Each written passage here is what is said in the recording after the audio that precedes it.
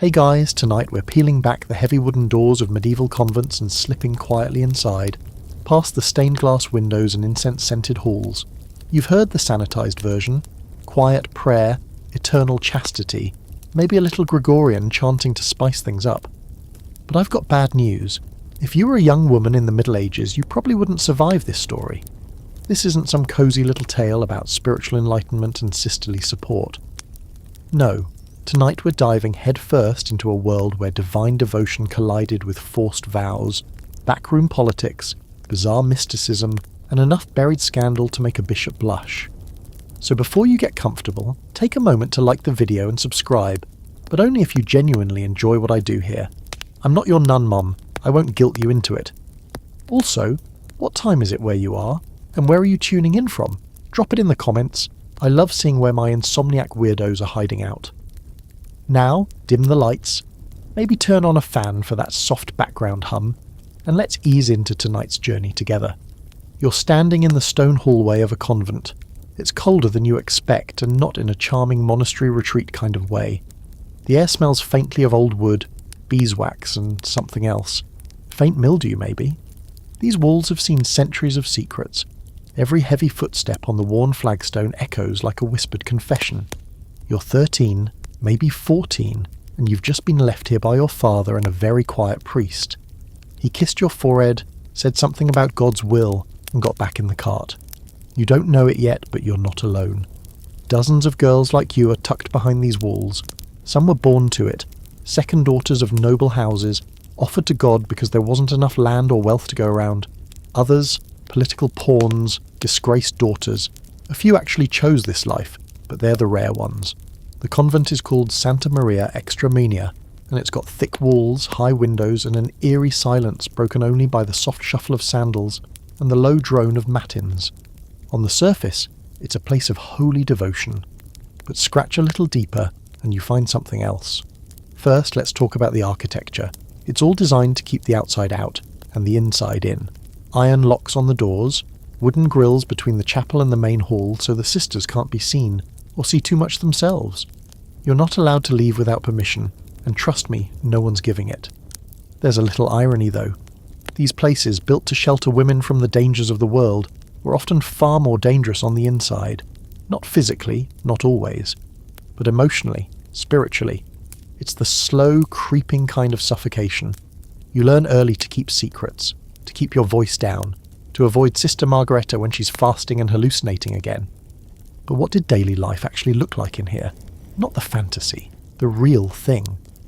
Your day starts long before dawn, with a bell so loud it feels like it was forged in hell for exactly this purpose. You wake up cold, always cold. You kneel, you chant, you pretend you didn't just dream about the boy who used to sell apples in the square. He had freckles and nice hands. After prayers, it's silence. Breakfast is mostly watery porridge, unless you're rich. Some sisters get care packages from noble families: cheese, preserved fruits, maybe a slab of salt pork. You try not to look. Jealousy is a sin. Then chores, laundry, herb gardening, candle making, copying scripture. Hours and hours of it. If you're lucky, you're in the scriptorium, huddled over a desk, inking Latin phrases so carefully it makes your eyes water. If you're unlucky, it's pigsty duty or cleaning out the privy trench with a cracked bucket. Let's not romanticize this. You're not singing Disney songs with bluebirds and anthropomorphic brooms.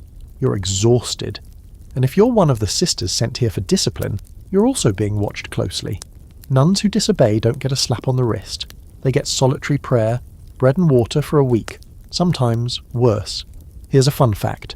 Some convents locked disobedient nuns in cells for weeks at a time, with a window just large enough to pass through food. And yes, in case you were wondering, this practice was seen as merciful. Medieval mercy is a whole thing. Now, despite the rules, despite the thick walls and iron bars, the outside world has a way of slipping in. A merchant's son passes through with deliveries. A young priest with soft eyes offers confession. You're told to ignore them. You don't. And here's our historical fact of the night. In 14th century England, some convents had to put up actual warning signs outside, instructing laymen to stop trying to flirt with the nuns. Imagine needing to legally prohibit medieval dudes from hitting on cloistered virgins. Some things never change, but not everything was unwanted attention. Let's be real. For some sisters, the convent was a refuge, a place to study, read, write, avoid marriage and childbirth. Some even rose to positions of serious authority, but for most, it was a trap disguised as salvation. Now here's your quirky fact. In several French and German convents, nuns kept pet squirrels. Not cats, not birds, squirrels. They fed them, named them, and in at least one weird case, buried them with tiny headstones. Because why not? And the debate of the night. Scholars still argue over whether the majority of nuns really felt called to religious life, or were just making the best of a bad hand. Diaries, letters, and secret records hint at deep dissatisfaction, even open resentment. But we'll never know how much was hidden beneath the veil. As you lay on your straw mattress, blanket pulled up to your chin, you listen to the creak of the convent at night. Somewhere, someone's coughing. Somewhere else, a novice is crying quietly. You don't blame her. Tomorrow you'll wake up and do it all again. But just wait. This place isn't as silent as it seems. You were told this was a place of peace, a haven of reflection and prayer. But no one mentioned how many girls here didn't choose this life. That word, vocation, it sounds noble, divine, purposeful. But in this convent, vocation often means, my father had too many daughters and not enough land, or my family owed the church a favour, or worse still, I said the wrong thing to the wrong man. You're not alone, the girl in the next bed over. She's 16, sharp-tongued and used to silk. Her name was Lady Agnès until last spring. Her older brother died in a jousting match, and suddenly the inheritance laws weren't in her favour anymore. With no marriage prospects left and no reason to keep feeding her, her family dropped her off at the convent like an unwanted heirloom. She spent her days copying psalms with the kind of vengeance that dents the parchment. You overhear things, whispers between novices about what they used to have, the dresses, the dances, the flirtations. One girl, Maria, says she was in love with a stable boy. He smelled like horses and rain, she sighs wistfully. The older nuns tell her to bite her tongue, to give those thoughts to God, but they don't erase so easily. In theory, every girl here took vows freely. Poverty, chastity, obedience, the holy trifecta. But let's be honest, how free is a choice when it's that or starvation, or being married off to some aging baron with 5 kids and gout? You recite the prayers anyway. You don't want to stand out. Now, let's be fair. There were some who truly believed. Devout young women who saw this as their calling, who fasted for days and claimed to see angels in their dreams. But for every ecstatic vision, there's a girl dreaming of escape, or at least of a better mattress. Daily life is relentless in its sameness. Wake, pray, eat, work, pray, sleep, repeat. It's spiritual Groundhog Day. The silence between prayers is supposed to bring you closer to God, but more often than not, it brings you face to face with your own boredom, your regrets, and occasionally your imagination. There's Sister Helena, an older nun with a hawk nose and suspiciously well-maintained hair. She keeps a stash of figs under her bed, clearly not part of the communal rationing system. And then there's Sister Beatrix, always scribbling in the margins of her book of hours. Little drawings of birds, or men, naked men. Not very realistic, but definitely enthusiastic. You're starting to notice a pattern. The longer a woman's been here, the more likely she is to find creative outlets.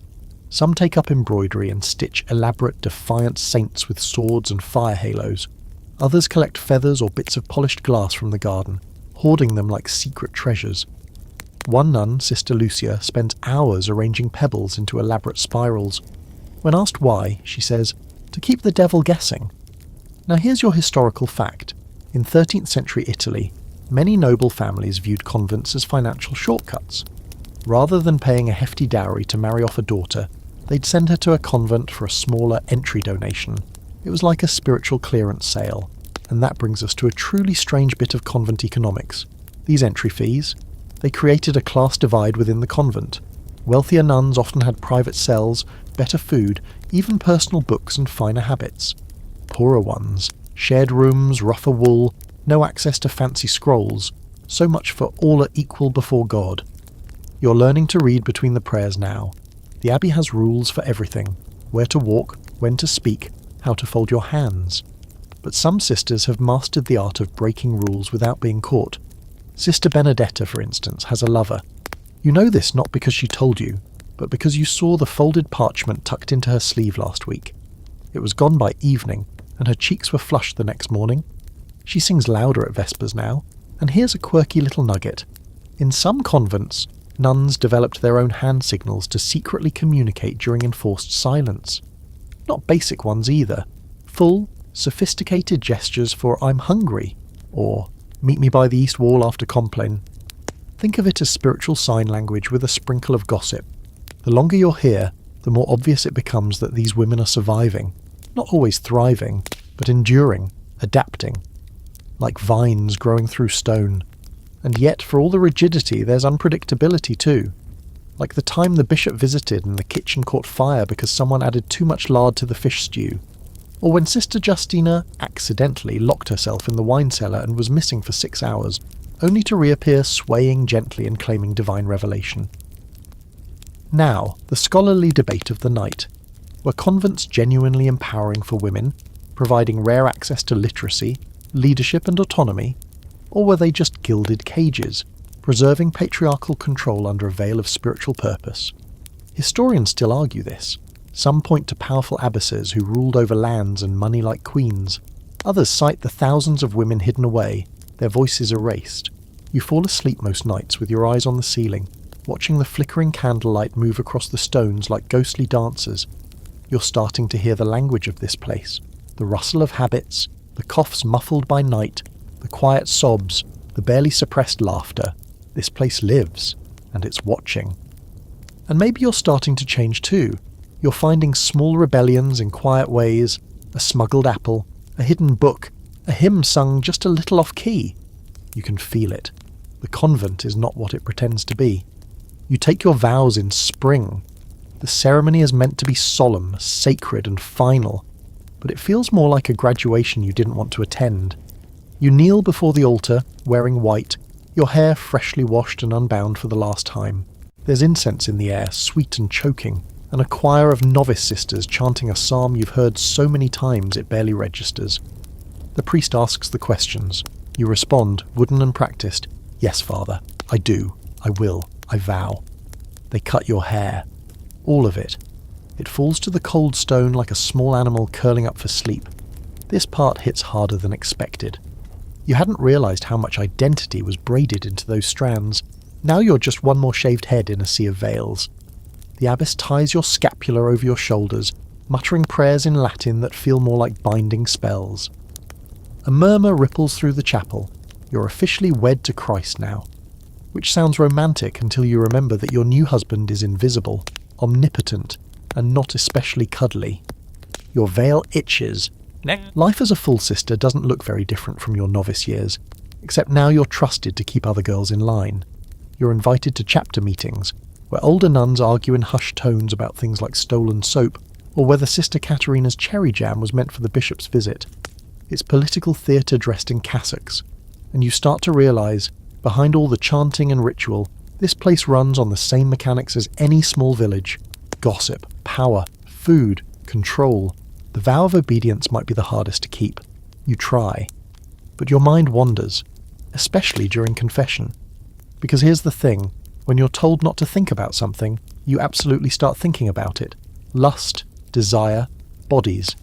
You're supposed to channel all that into prayer and penance, but prayer doesn't touch certain places and penance can only take you so far.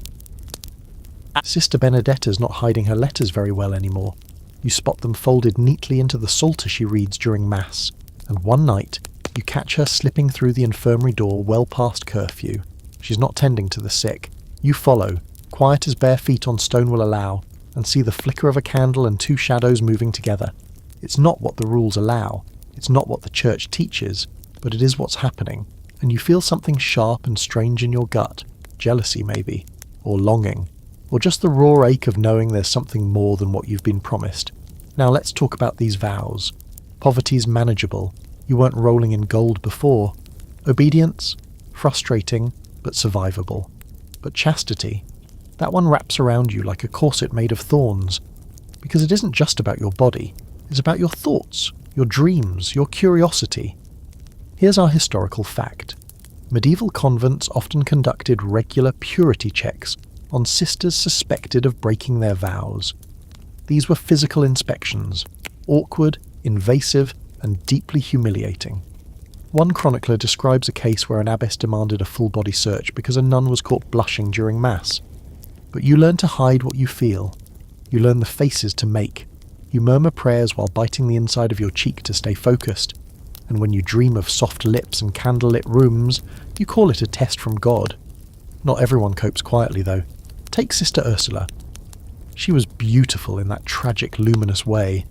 Big eyes, skin like milk, always staring off into the rafters during prayers like she saw angels we couldn't. Then she started talking about visions. First it was simple, a dove hovering during Mass. Then it escalated, fiery swords, heavenly choirs, bleeding saints walking through the dormitory at night. They called in the bishop. He declared her blessed by divine grace, and sanctioned a fast so she could purify her soul. She stopped eating, stopped speaking. By week 3 she was fainting at random, eyes glassy and hands cold. Then she said, Christ visited her in the night, said he kissed her, touched her, lay beside her in the dark. They built a special cell for her. They called her a mystic. Here's your quirky fact. Some mystics wrote about their visions in such erotic language that later theologians had to edit or censor them. One nun claimed she felt Jesus enter her heart through her side, and described it in breathless, frankly suspicious detail. The line between holy ecstasy and actual ecstasy, razor thin. And the scholarly debate, whether these visions were genuine spiritual experiences or the result of starvation, stress, and centuries of sexual repression. Some scholars think mystics were the only outlet for women to express desire and power without punishment. Others think they were hallucinating on bad rye bread. You try not to think about it. But at night, the line between sacred and profane starts to blur in your dreams.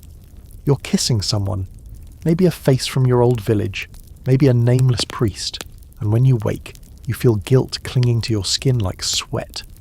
You go to confession. The priest doesn't ask for details, but his voice is soft when he tells you to say 15 Ave Marias and fast tomorrow.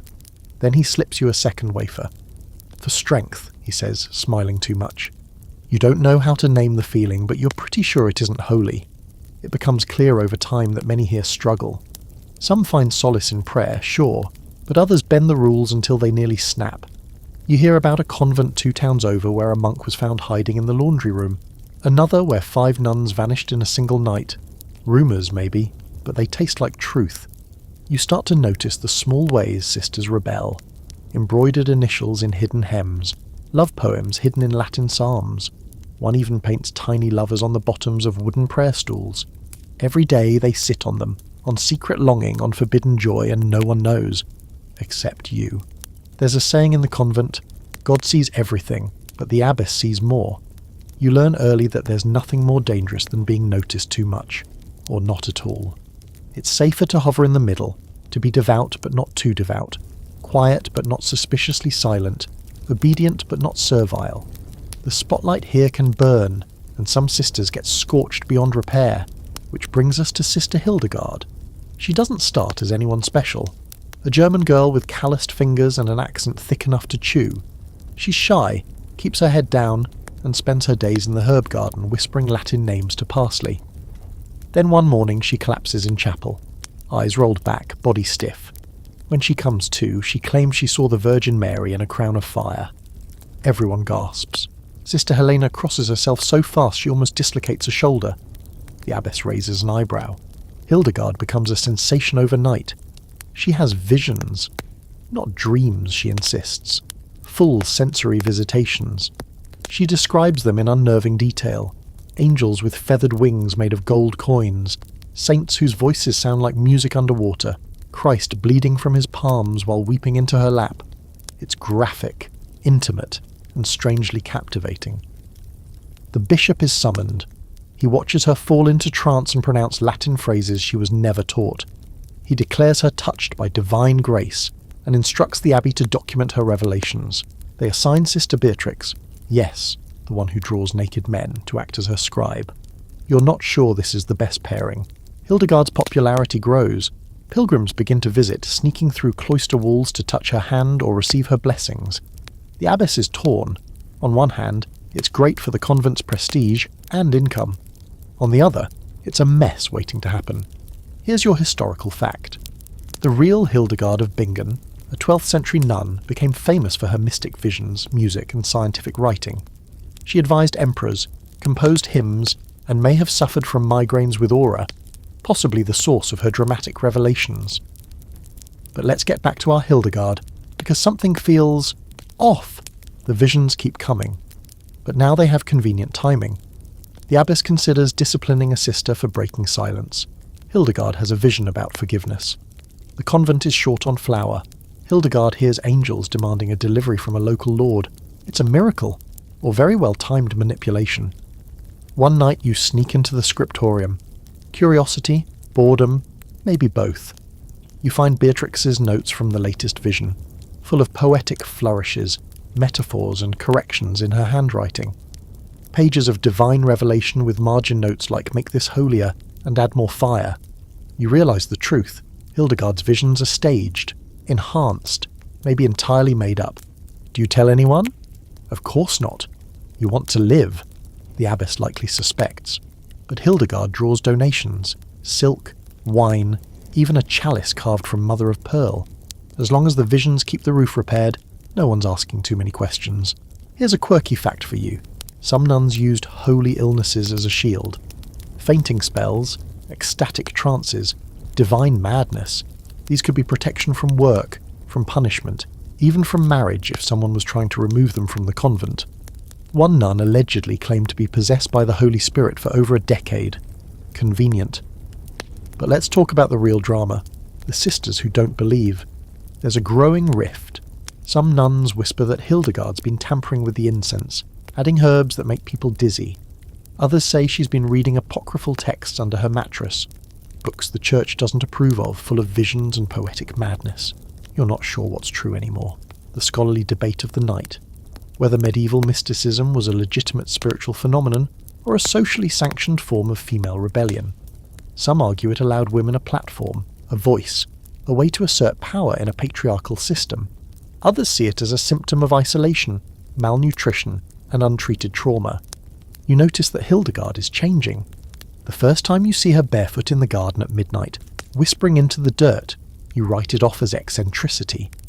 But then she stops speaking altogether during the day. Only at night does she recite her visions, eyes wide, breath short, voice deepened into something that doesn't quite sound like her own. Is she faking it still, or has she started believing it? Then the animals arrive, not real ones, symbols.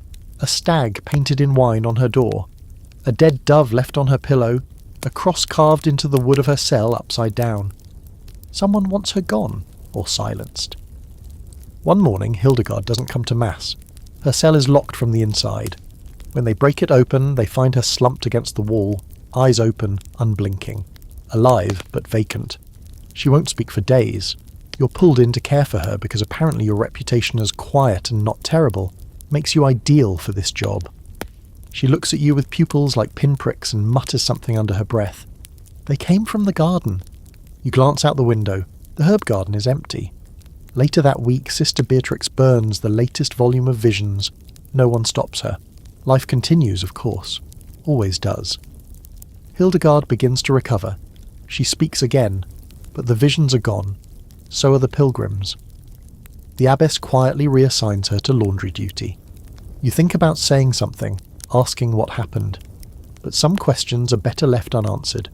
And honestly, you're starting to see how valuable silence can be. The convent has a way of settling into your bones like dampness in an old house. You stop noticing the cold in the mornings. You get used to the rhythm, bell, prayer, work, silence, repeat. But under that surface calm, something else always stirs. Whispers, glances, tension that clings to the walls like soot from an old fire. And then, every so often, something cracks open and reminds you just how little separates this place from the world outside, and it starts with a rumour. They always do. This one comes from Sister Agnes, who always knows more than she should and never says how she knows it.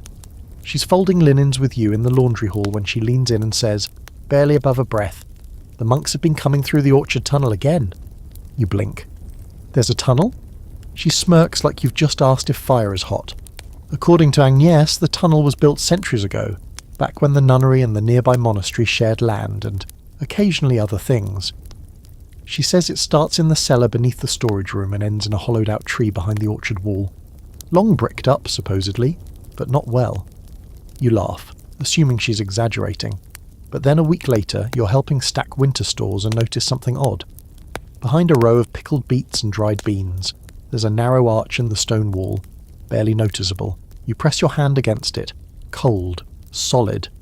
But when you lean in, you feel it. Air. Faint. Stale. But moving. That night, you stay up.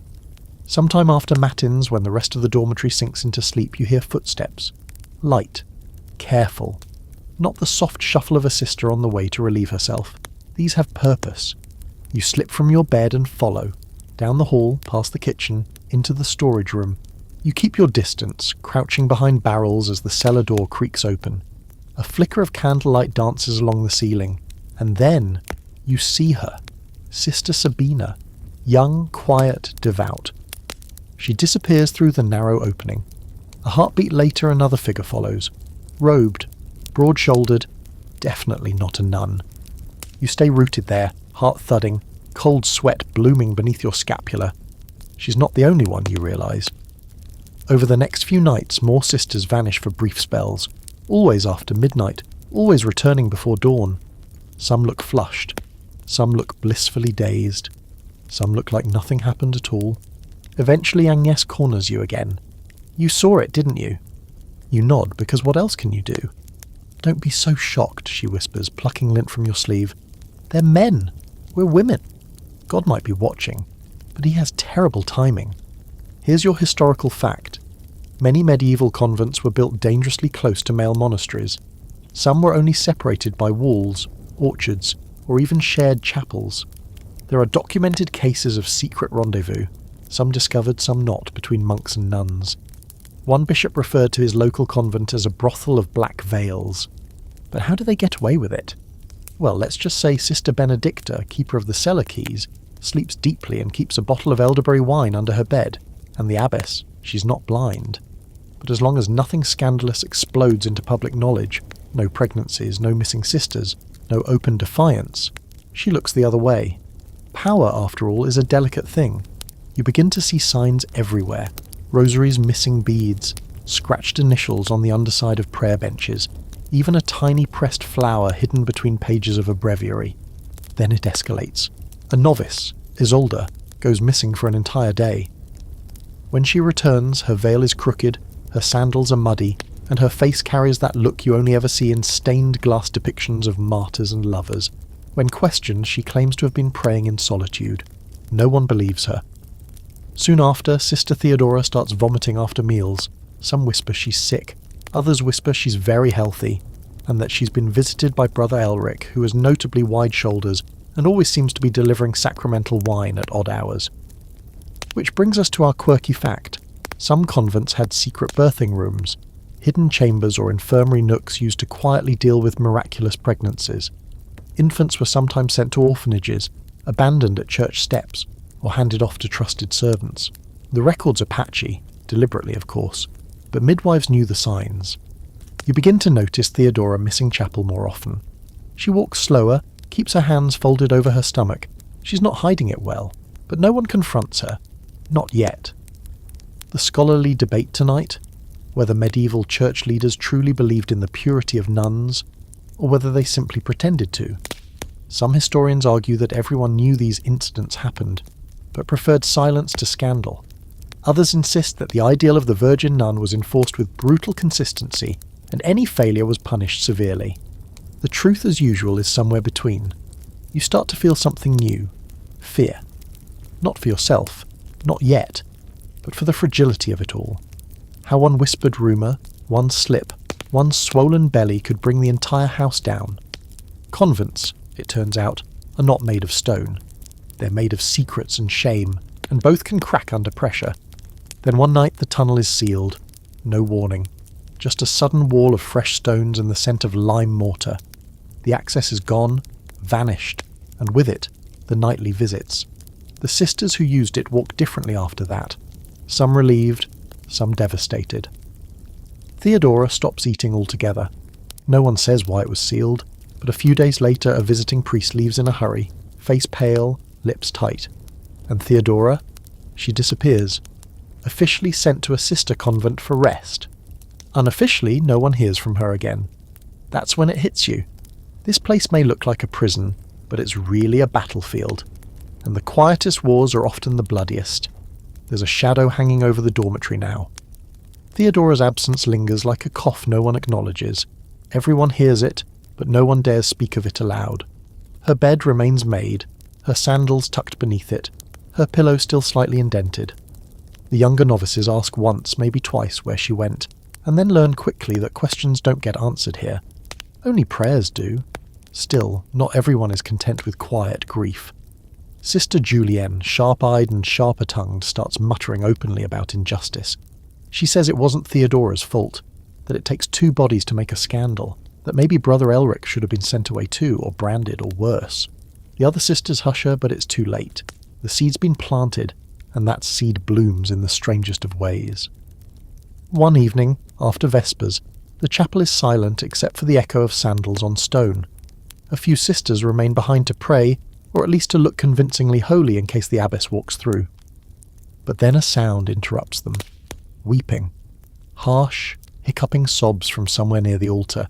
You peek around the carved pew and see her, Sister Clemence. Bent forward, hands clutched at her sides like she's trying to keep herself from unravelling. A few others gather. No one touches her. That would be too intimate, too dangerous. But someone kneels beside her.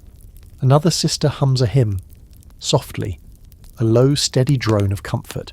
And for the first time, you see what a convent is when it isn't busy being cruel. It's also a sisterhood. A strange, dysfunctional, suspicious sisterhood, yes, but a sisterhood nonetheless.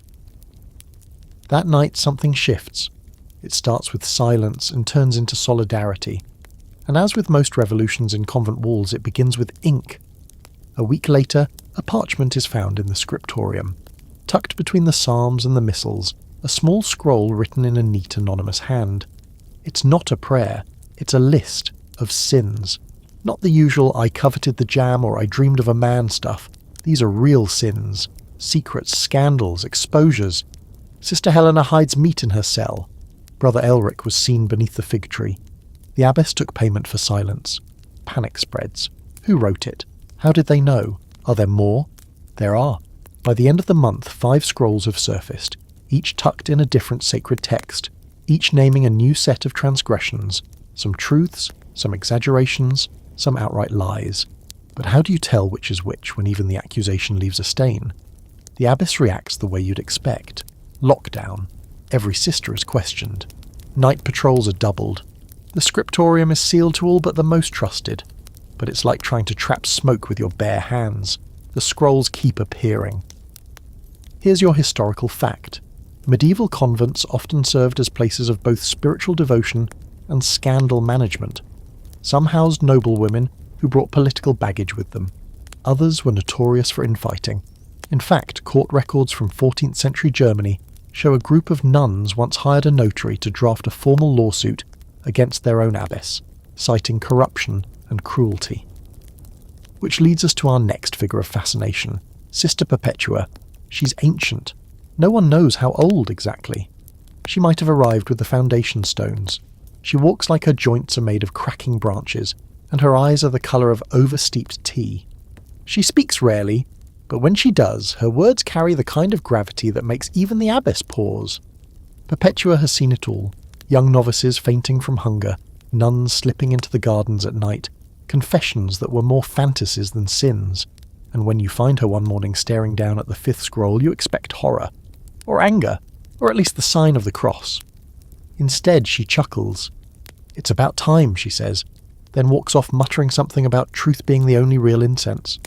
You start to wonder, is she behind it? Is this her slow-motion rebellion? Or maybe she's just seen so many cycles of sin and penance that nothing surprises her anymore. Here's your quirky fact. In some convents, elderly nuns were feared as much as they were revered. Whispers of secret rituals, pagan holdovers, and midnight rites clung to the oldest sisters. Some were accused of being witches. A few were even dragged before inquisitors for keeping charms or speaking with spirits. Perpetua definitely has that vibe. The open secret now is that nothing in this convent is sacred. Not the walls, not the prayers, not even the sisters themselves. The scrolls are proof, and the fear they've stirred isn't just about exposure, it's about what comes next.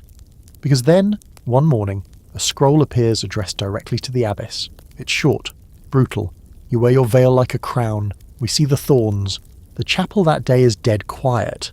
The abbess doesn't speak during prayers. She doesn't even sit. She just stands at the altar, hands folded, lips pressed white. The scholarly debate here? Whether medieval convents offered women a unique form of power in a world that otherwise silenced them, or whether they simply recreated patriarchal systems within their own walls. Some abbesses ruled like queens, commanding land, money and men. Others were little more than enforcers of someone else's rules. You watch the abbess closely over the next few days. Something in her has cracked. Not visibly, not publicly, but the way she holds her hands tighter. The way her gaze lingers on the older sisters. The way she checks the scriptorium doors 3 times before walking away. You don't know who's writing the scrolls, but you know this much. Someone's had enough, and they're not afraid anymore. You lie in bed that night, staring at the dark ceiling, wondering what would happen if all the secrets spilled out at once. Not just Theodora's, not just Sabina's, yours too. And for the first time you start to hope they do. You wake to a voice whispering your name in the dark. Not loud, not urgent, just enough to drag you up out of sleep with a jolt that leaves your heart ticking like a broken metronome. You squint into the pitch and see her. Sister Aurelia, crouched beside your cot, veil askew, face pale and damp with sweat. "Come," she breathes. "It's happening again." You follow, because what else can you do? Curiosity is your most faithful sin. She leads you through the dormitory, down the narrow side hall behind the chapel, and into the old sacristy. A room mostly used for forgotten things now. Broken candles, worn-out hymnals, pew cushions that smell like wet stone. Inside, 3 other sisters are already gathered in a circle. The youngest, a girl barely 16, is weeping softly. Another is scribbling furiously into a small notebook. There's tension in the air, nervous, electric, and something else you can't quite name. Excitement? Then Aurelia holds up the notebook. "She's remembering," she says. "You realize what you're seeing. This isn't prayer. It's confession, but not to God." Each sister begins to speak, slowly at first, then faster, as if releasing something they've been clutching for too long. One talks about lying during vows, another admits to stealing relics and selling them to a travelling friar for wine.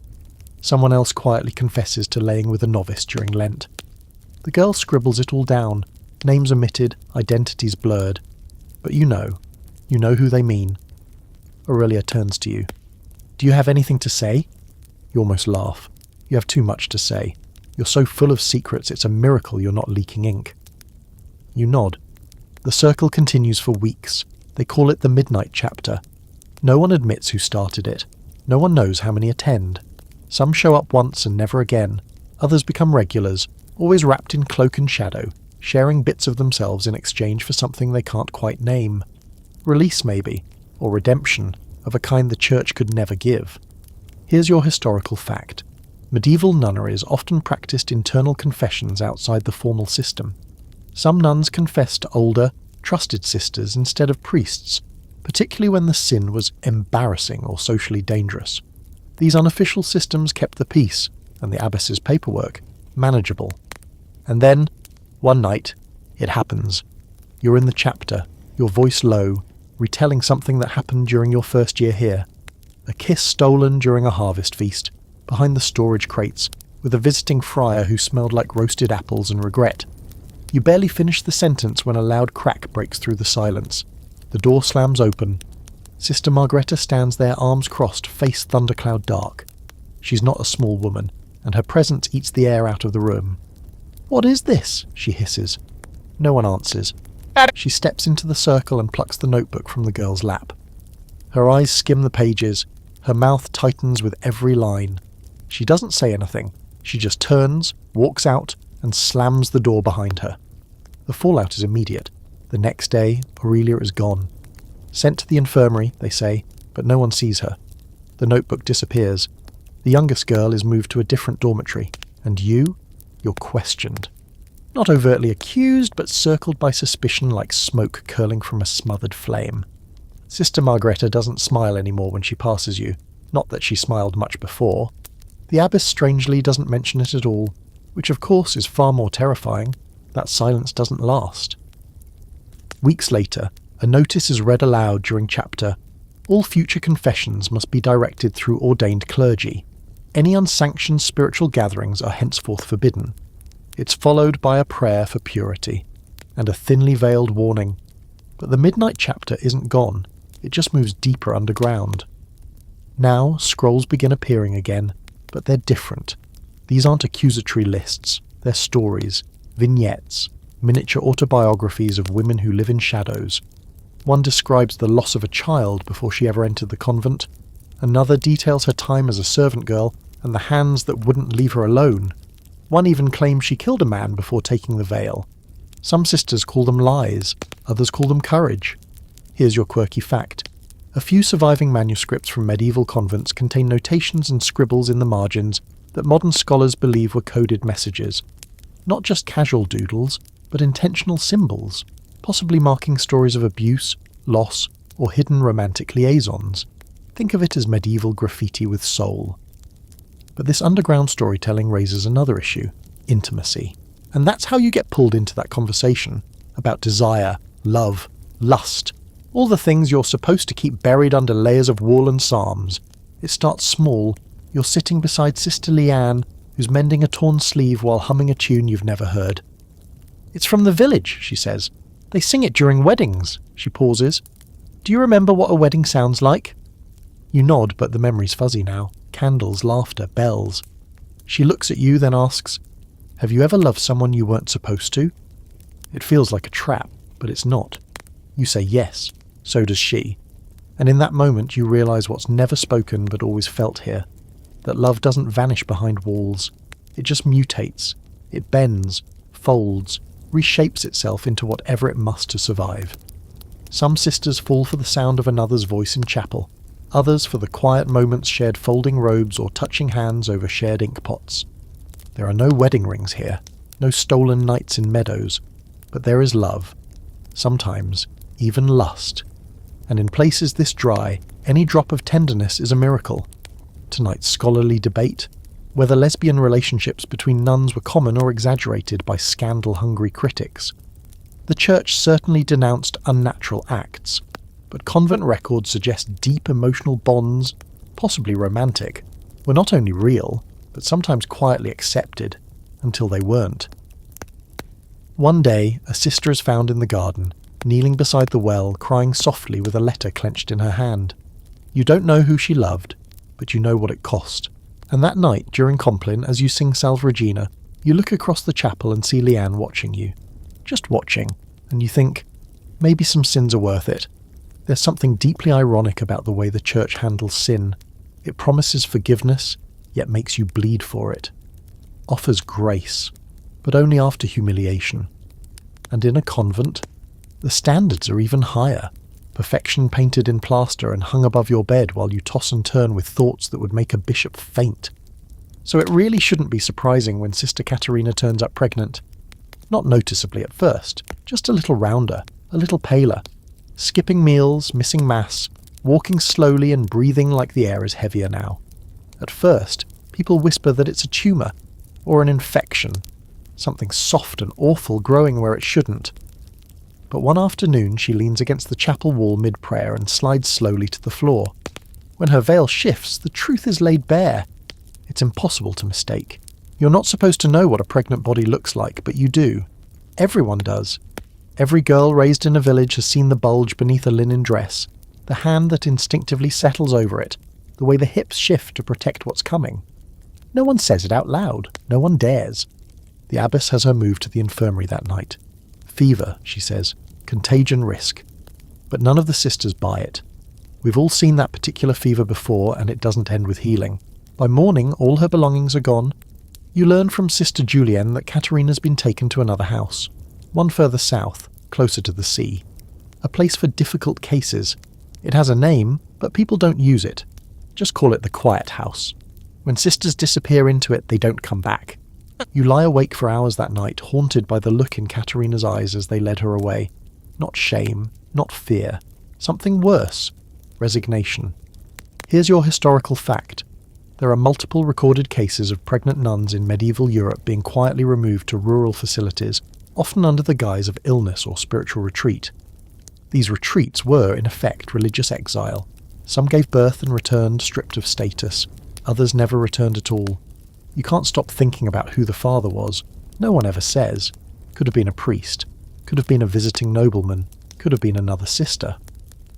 The silence is the loudest part. Which leads to an unspoken question. What actually happens to a child born behind cloistered walls? Sometimes they're quietly given to orphanages. Sometimes left at the steps of monasteries with a token, a ribbon, a scrap of embroidered cloth, something to mark them, just in case anyone dares to claim them later. In rare cases, a family member steps in, pretending the baby was born of some unnamed village girl. But most often, the child simply disappears into the world, like mist rising off morning stones. One nun, Sister Genevieve, tells you, in a hushed voice over shared sewing, that she had a sister once, born in the convent, raised in the village nearby. They met once during a festival. The girl never knew. She had my eyes, Genevieve says, but she danced like she'd never lived behind walls. That night you start noticing how many sisters glance down when the word mother is spoken. Here's your quirky fact. In some medieval convents, small rooms called wombs, yes, really, were carved into the infirmary wing. They weren't for actual childbirth, but for spiritual gestation. Sisters would enter for days or weeks of solitary prayer, emerging reborn. It was symbolic. Except, in a few cases, birth did happen inside. The metaphor got very real. The contradictions here never end. You're told to erase your body, but it refuses to be erased. You're supposed to mortify the flesh, but the flesh has its own plans. Cycles, desires, betrayals. You're told you belong to God alone, but that's not how the world works. The body leaks, the soul breaks. Life doesn't wait for your piety to catch up. And then it happens again. Not the pregnancy. Something different. A discovery. You're in the scriptorium, scraping parchment clean for reuse. It's dull work, but you find a page that gives you pause. Not because of the words, those are inane, another letter from one abbey to another begging for beeswax, but because of what's beneath the words. Faint lines, ghostly, barely visible. A palimpsest. You hold it to the window, angling it toward the light. Slowly a different text reveals itself, like something rising from beneath water. It's not scripture, it's a letter, a personal one, written in a feminine hand, flourished, romantic, almost poetic. You read, I dream of your hair spread across my pillow. I wake with the taste of your name still on my tongue.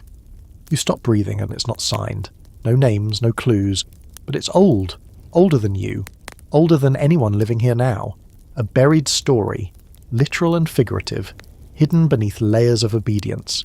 You tuck the page into your sleeve. Later you show it to Sister Leanne. She reads it silently, then presses her fingers to the ink, reverent. You know what this means, right? She asks. You nod. Love has always lived here. Not the sterile, spiritual kind. The messy kind. The kind with desire and risk and consequence.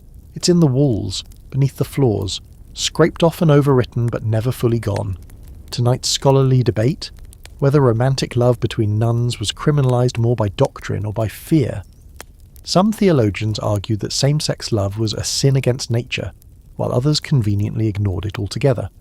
There are surviving letters between nuns from different houses, dozens of them, that read like full-blown love affairs, yet church records often omit these entirely, calling them close friendships or misguided affections.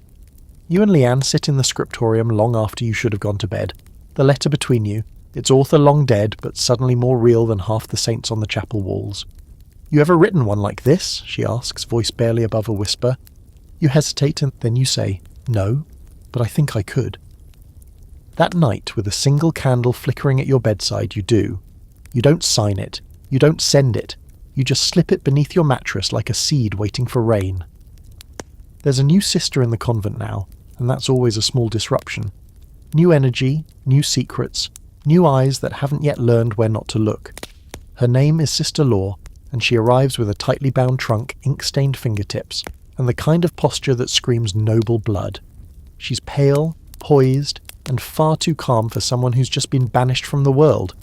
You catch the gossip before she's even unpacked her things. She was sent here after a scandal, which is the polite way of saying she was caught doing something someone important didn't like. One version claims she seduced her tutor. Another insists she refused a politically arranged marriage. A third says she struck a bishop. You like that one best. It's clearly nonsense, but still, imagine the audacity. From the start, she doesn't play by the usual rules. She walks too confidently, speaks too clearly, and never lowers her gaze unless she's bored. The older sisters dislike her immediately. The younger ones idolize her in secret. You? You're not sure yet. You cross paths in the scriptorium. She's transcribing an illuminated manuscript, gold leaf already smeared on her wrist, when she glances up and says, "You're the one who found the letter." You freeze. What letter? Her smile is slow, sharp. Don't worry, your secret's safe. I just know things. You spend the rest of the day thinking about that, wondering what else she knows, and how. Law slips into convent life like a fox through tall grass, never fully blending in but moving with deliberate grace. She sings louder during Vespers, takes extra turns in the scriptorium, and when she kneels in chapel, it's with the kind of performative humility that draws more attention than silence ever could. It's Sister Julian who finally says what everyone's thinking.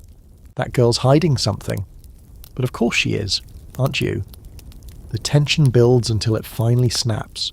Over a book, of all things. You're in the scriptorium again, hunting for a missing volume of Psalms when you find it tucked behind the bench where Law works.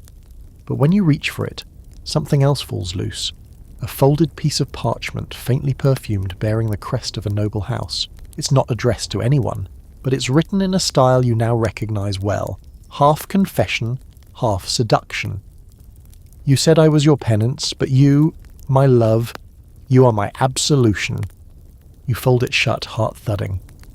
No. Law walks in a moment later, sees the book in your hands, and stops. For the first time since she arrived, she looks rattled.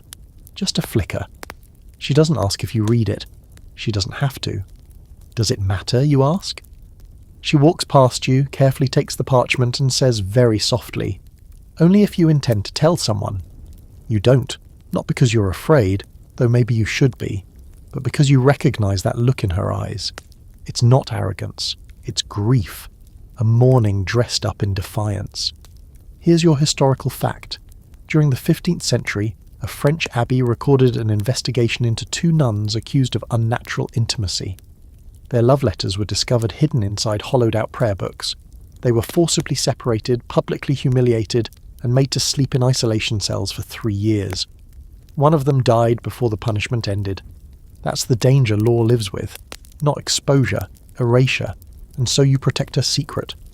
A few nights later, she leaves something for you in return, pressed between the pages of your prayer book. A single line. "I think you would have loved her too." You don't ask who she means. That's how these things survive here, in fragments, glances, scribbled lines, pressed flowers and half-heard hymns. Love in this place isn't bold. It's buried, carefully, reverently, and sometimes defiantly. Here's your quirky fact. In a 14th century convent in what is now modern-day Belgium, an excavation revealed a hidden drawer beneath the altar floor. Inside were scraps of parchment containing poems, not prayers, not scripture, but secular verse. One line read, "My heart is a bird behind your ribs." To this day, no one knows who wrote them. But back to Law. The abbess starts watching her more closely. You can tell. There's a new sharpness in her tone when she calls on her in chapter. A pause before she hands her the host. You know that look. It means danger is brewing. And then one day, Law doesn't show up for prayers. She's not in the dormitory, not in the scriptorium, not in the chapel or garden. By evening, a notice is read. Sister Law has been called to serve at a neighbouring convent in the north. She left this morning under escort. But she didn't. You know she didn't. She would have said goodbye, left another letter, something. Instead, her things are still in her trunk. Her prayer book lies open on her cot. No one talks about it. That night, you sneak into the dormitory and open the drawer beneath her cot. Inside, wrapped in a strip of linen, is a final note. If they come for you, run through the laundry passage. The bricks behind the far shelf are hollow. I only wish I'd had time to write you more. You read it 5 times, then hide it away. Tonight's scholarly debate? Whether the disappearance of certain nuns, especially outspoken or unconventional ones, was due to illness, reassignment, or quiet punishment. Some were moved to remote houses. Some were sent home in disgrace. Some were never documented again. It's one of the Church's oldest habits. When something doesn't fit, it simply vanishes. You lie in bed that night thinking about Law, whether she escaped, whether she was dragged out screaming, whether she's still alive. You dream of hollow bricks and far shelves and women with ink-stained hands disappearing into the dark, never looking back. You start spending more time in the laundry hall, and not because the work brings you any kind of joy. It smells like boiled lye and damp wool, and your hands are permanently pruned from the steam. But behind the far shelf, past the baskets of soiled robes and the squeaky pulley window that never quite closes, is that wall, the one Law's letter mentioned. You've touched it a dozen times now, tapped the stones, run your fingers along the mortar, but nothing's obvious. No hollow spots, no gaps. Still, you know something's there. You start watching the sisters more carefully too, who lingers near the laundry, who seems to be watching you, who suddenly takes an interest in your prayer habits. It's exhausting. You find yourself speaking less, shrinking smaller, folding in on yourself like a scroll sealed with wax. One evening, Sister Julienne corners you by the water pump. "They've started going through trunks," she whispers, eyes darting. "Yours hasn't been touched yet. Be careful." You nod, trying not to look rattled, but you are. You go back to your cot and begin removing anything that could be misread. Poems, notes, even your own diary. You smuggle them out 2 at a time, slipping pages into the sleeves of books in the scriptorium, or hiding them beneath loose tiles in the herb garden wall. It's not paranoia, it's pattern recognition, because you've seen what happens when someone becomes inconvenient. Take Sister Marta, one of the quiet ones, shy, diligent, eyes always on the floor, never cause trouble. Then one day she volunteers a question during scripture reading. If God forgave the Magdalene, why can't the Church forgive those who love wrongly? Silence, sharp and cutting. 2 days later she's reassigned to the kitchens, permanently.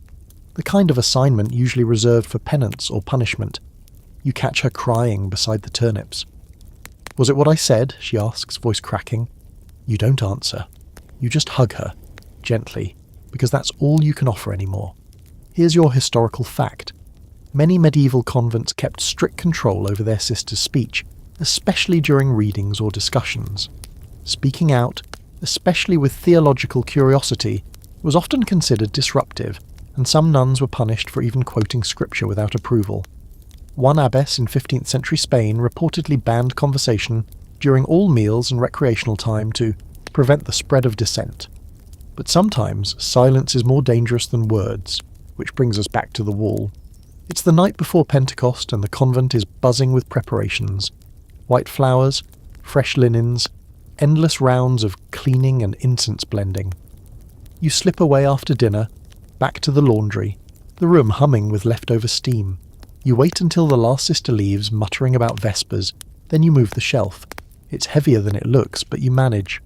Behind it, the stones look the same, but there's one near the bottom corner that's a shade too pale. Newer. You press it. Nothing. You knock. Hollow. Your heart stutters. You press harder and it shifts, just a fraction. You scramble for something, an iron ladle from the sink, and begin levering it gently. The brick slides back. Behind it, darkness. A narrow tunnel. Dirt walls. A musky smell like wet parchment and old breath. You don't go in, not yet. But you know it's real now. You slip the brick back into place, return everything to how it was, and walk away as calmly as your shaking legs will allow. That night, you dream of Law again, her voice saying, "If they come for you." Only now she's holding out her hand, not leading you away, inviting you in.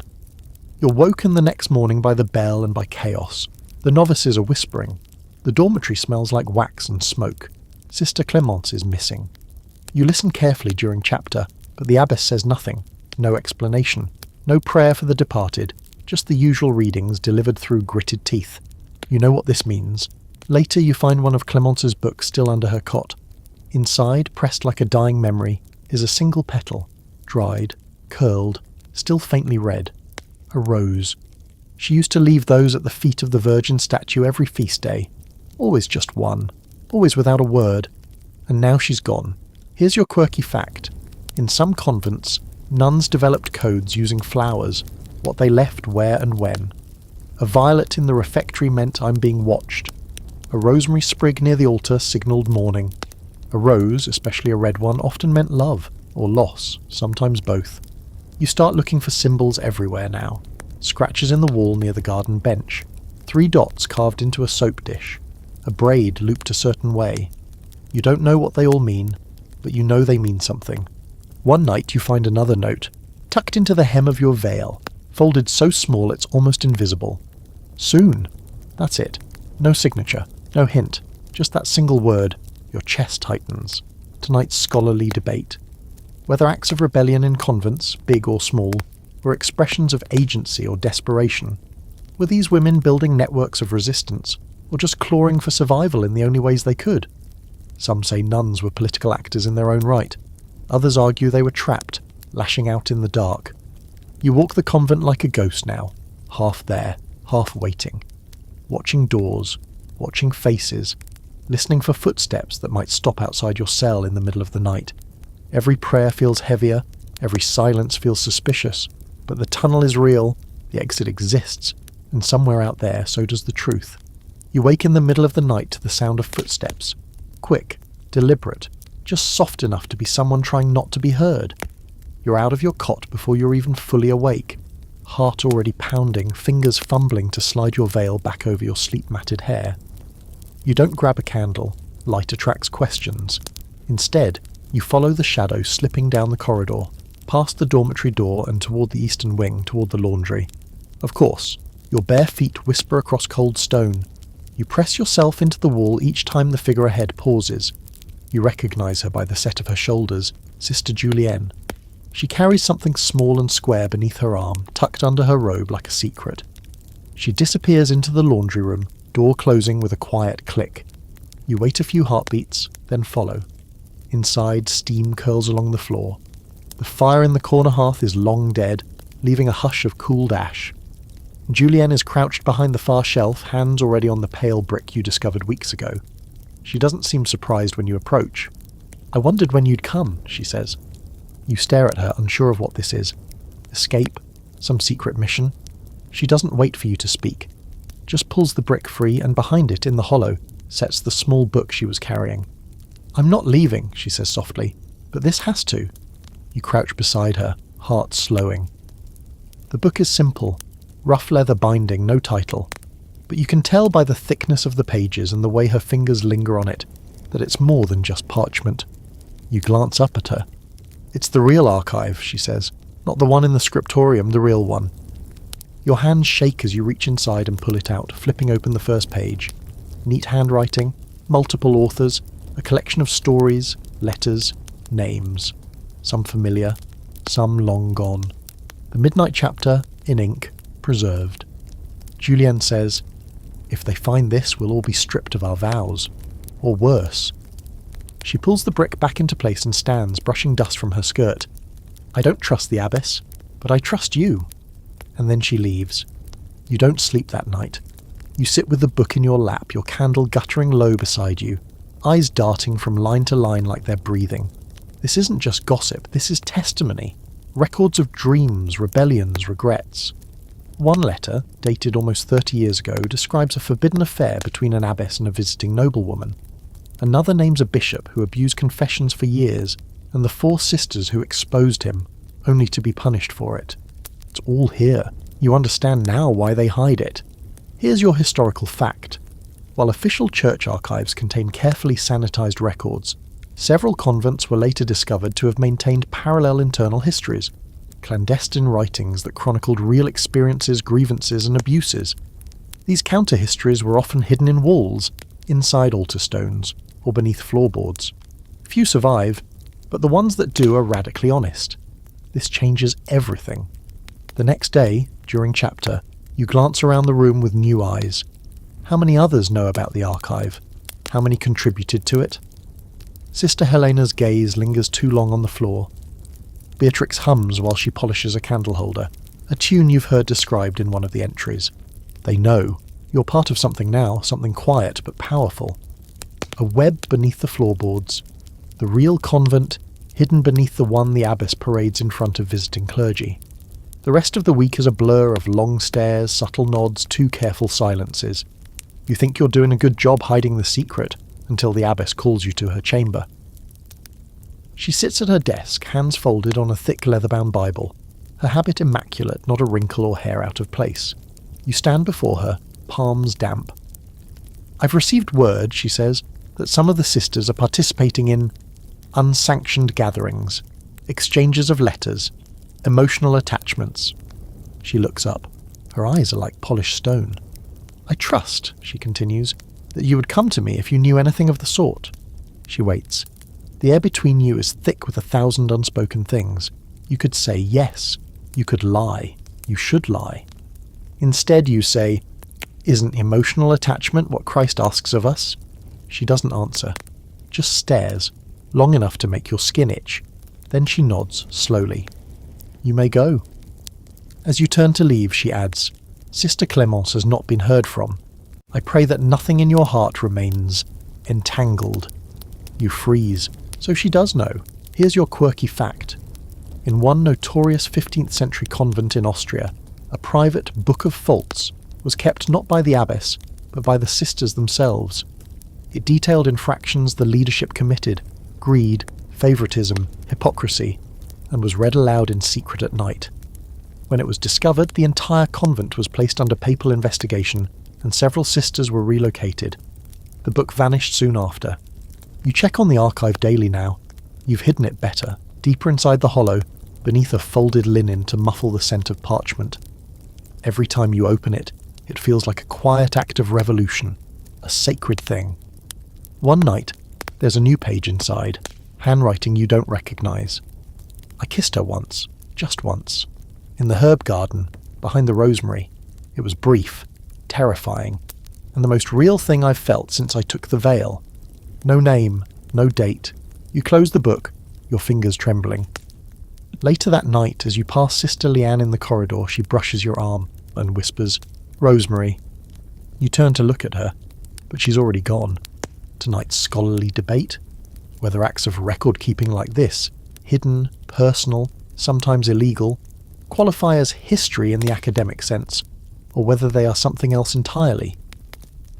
Some scholars argue that without the authority of the Church, these writings are unreliable, biased. Others say that because they lack Church approval, they may be the most honest stories we have from these women. You go to bed that night feeling the book's weight still in your hands, even though it's safely hidden again, and you realise, for the first time, you're not afraid anymore, not entirely. By the time summer rolls in and the bell tower begins its slow, sweaty expansion, from mere echo chamber to full-blown oven, the convent seems to have split into two silent factions, those who suspect and those who know. You start seeing it in little things, the way Sister Margareta eyes you during meals, as if waiting for you to crack, the way Sister Beatrix smiles too knowingly when you pass her in the corridor, the way the abbess' gaze lingers on the younger novices a second too long when assigning chores, as if measuring their capacity for secrecy. It becomes clear, by mid-July, that no one is really in charge anymore. The abbess might hold the keys, the records, the title, but there's a second court forming underneath her, quieter, less orderly, and far more dangerous. The scrolls have returned. Not nailed to doors this time, not tucked between choir books, but passed hand to hand. You receive one during kitchen duty, slipped into your apron pocket with a folded crust of bread. The handwriting is unfamiliar, blocky, almost crude. She took more than her share of the tax wine again. Count the barrels. You crumple it and toss it into the oven's coals. You don't even check the wine because you don't care. The scrolls have stopped feeling like resistance. They feel like surveillance, retaliation. Suddenly everyone's watching everyone, not out of loyalty, but to get ahead of the next accusation. That's when the abbess makes her move. It's not dramatic. No fire and brimstone sermon, no public lashings. Just a new rule posted outside the refectory. All correspondence between sisters must be approved and copied by the abbess's hand. Any failure to comply will result in removal from the order. Sister Julianne reads it aloud at breakfast with the kind of theatrical flair usually reserved for Holy Week. The room goes silent. Then comes the kicker. All private journals must be surrendered by week's end. You swallow hard. Here's your historical fact. Several medieval convents had strict policies regarding written materials. Nuns' letters were often censored or collected, especially during times of religious tension. In some Benedictine houses, personal writing was outright forbidden, seen as a gateway to pride, heresy, or even erotic fantasy. Some nuns disobeyed. Their writings are now all we have of their voices. You hide your journal in the herb garden that night, wrapped in waxed cloth and buried beneath the mint patch. It feels poetic in a way, burying memories beneath something that smells like purity. You hope the irony pleases God. But the abbess isn't just after paper. She begins rotating room assignments. The oldest nuns are moved to the outer cells. The novices are split from their mentors. You're assigned to sleep beside Sister Teresa, a woman whose defining characteristic is her uncanny ability to recite full chapters of Leviticus while chewing. Every evening is suddenly suspect. Who's talking too long at Vespers? Who slipped away during chapel cleaning? Who lingers too long over the wash basin in the garden, writing on scraps of linen and rinsing the ink into the soil? One evening you find Leanne waiting for you by the laundry passage. She doesn't speak, just hands you something. An old rosary, worn smooth, the crucifix wrapped in waxed linen. Inside the wrapping, tucked beside the beads, is a note. We move tomorrow, come if you're ready. No name, no instructions, just that. And you know, it's time. That night you sleep with one eye open and both boots beneath your bed. The tunnel has sat in your thoughts like a pulsing second heartbeat for weeks. Now it's real. It's here. But when you return to the laundry room at dawn, it's empty. The shelf is untouched. The bricks sealed. The room cold. You wait, heart thudding in your ears, but no one comes. The hour passes, the bells ring, and the silence remains. Something went wrong. That morning, 2 sisters are missing. Not ones you'd expect, not rebels. Sister Aurelia and Sister Immaculata. Quiet, loyal, invisible. Too invisible. And now, gone. Official word says they were sent to the priory for advanced theological study. You don't buy it. No one does. Here's your quirky fact. In a convent outside Florence, records from 1486 describe a group of 5 nuns who disappeared in the night after a fire. While it was officially attributed to arson and panic, later evidence revealed the fire was staged with oil and straw. The women were never found. Some believe they escaped. Others say they were buried in the walls by the abbess herself. You start checking the laundry room daily, just in case. Not because you expect a rescue, but because it feels like honouring the ones who tried. Meanwhile, the archive remains untouched. You add to it when you can. Small entries. Stories half whispered by candlelight. Confessions disguised as fiction. One, written by someone with precise, almost calligraphic handwriting, tells the story of a nun who once climbed the bell tower to scream. No one heard her over the bells. You read it twice, then again, and you think, maybe the bells are the point. Tonight's scholarly debate. Whether convent walls were meant to keep women safe, or to keep them contained. Some argue the rise of female monasticism was a step toward agency, in a world that offered women little else. Others argue it was the Church's final effort to silence unruly women under the guise of sanctity. You look around the chapel during evening prayers and realise just how many of these women are carrying something. Grief, rage, stories that don't fit inside the scripture they're forced to copy day after day. And yet, they keep going, keep singing, keep pretending not to see what's right in front of them. Leanne doesn't speak to you for days after the failed escape. Not out of anger, but out of guilt maybe, or mourning. You pass each other in silence now, both afraid to ask the same question. Who betrayed them? Because it wasn't a guard. It wasn't the abbess. It had to be one of us. The rain starts that week and doesn't stop. It seeps through every crack in the convent's stone bones, makes the air feel like wet linen pressed against your face. Even the candles struggle to stay lit, their flames shivering like nervous secrets. The walls feel closer now. The cloisters smell of mildew and regret. Everything is damp, including your mood. This is when the real old stories begin to surface. Not the tidy St. Legends embroidered into chapel tapestries, but the ones muttered near hearths, or passed in crooked Latin by sisters who've been here too long and seen too much. Sister Perpetua, yes, still breathing somehow, though she's definitely more myth than flesh at this point, sits by the infirmary fire every evening now, humming tunelessly and telling riddles to anyone foolish enough to listen. You find yourself drawn there one night. Maybe it's the rain, maybe it's the quiet, maybe it's the need to be near someone who remembers a time before all this started cracking apart. She's chewing something, slow and thoughtfully when you approach. Probably a fennel root or a bone. Yeah. You know about the old well, she says, before you even speak. You blink. What well? She grins like a fox. Exactly. And then she leans in and tells you, long before the chapel was built, before the nunnery was even stone, this land was marked by a spring. The villagers said it belonged to a goddess, unnamed, faceless, wild. Women used to gather there at solstice, barefoot and singing to bless themselves.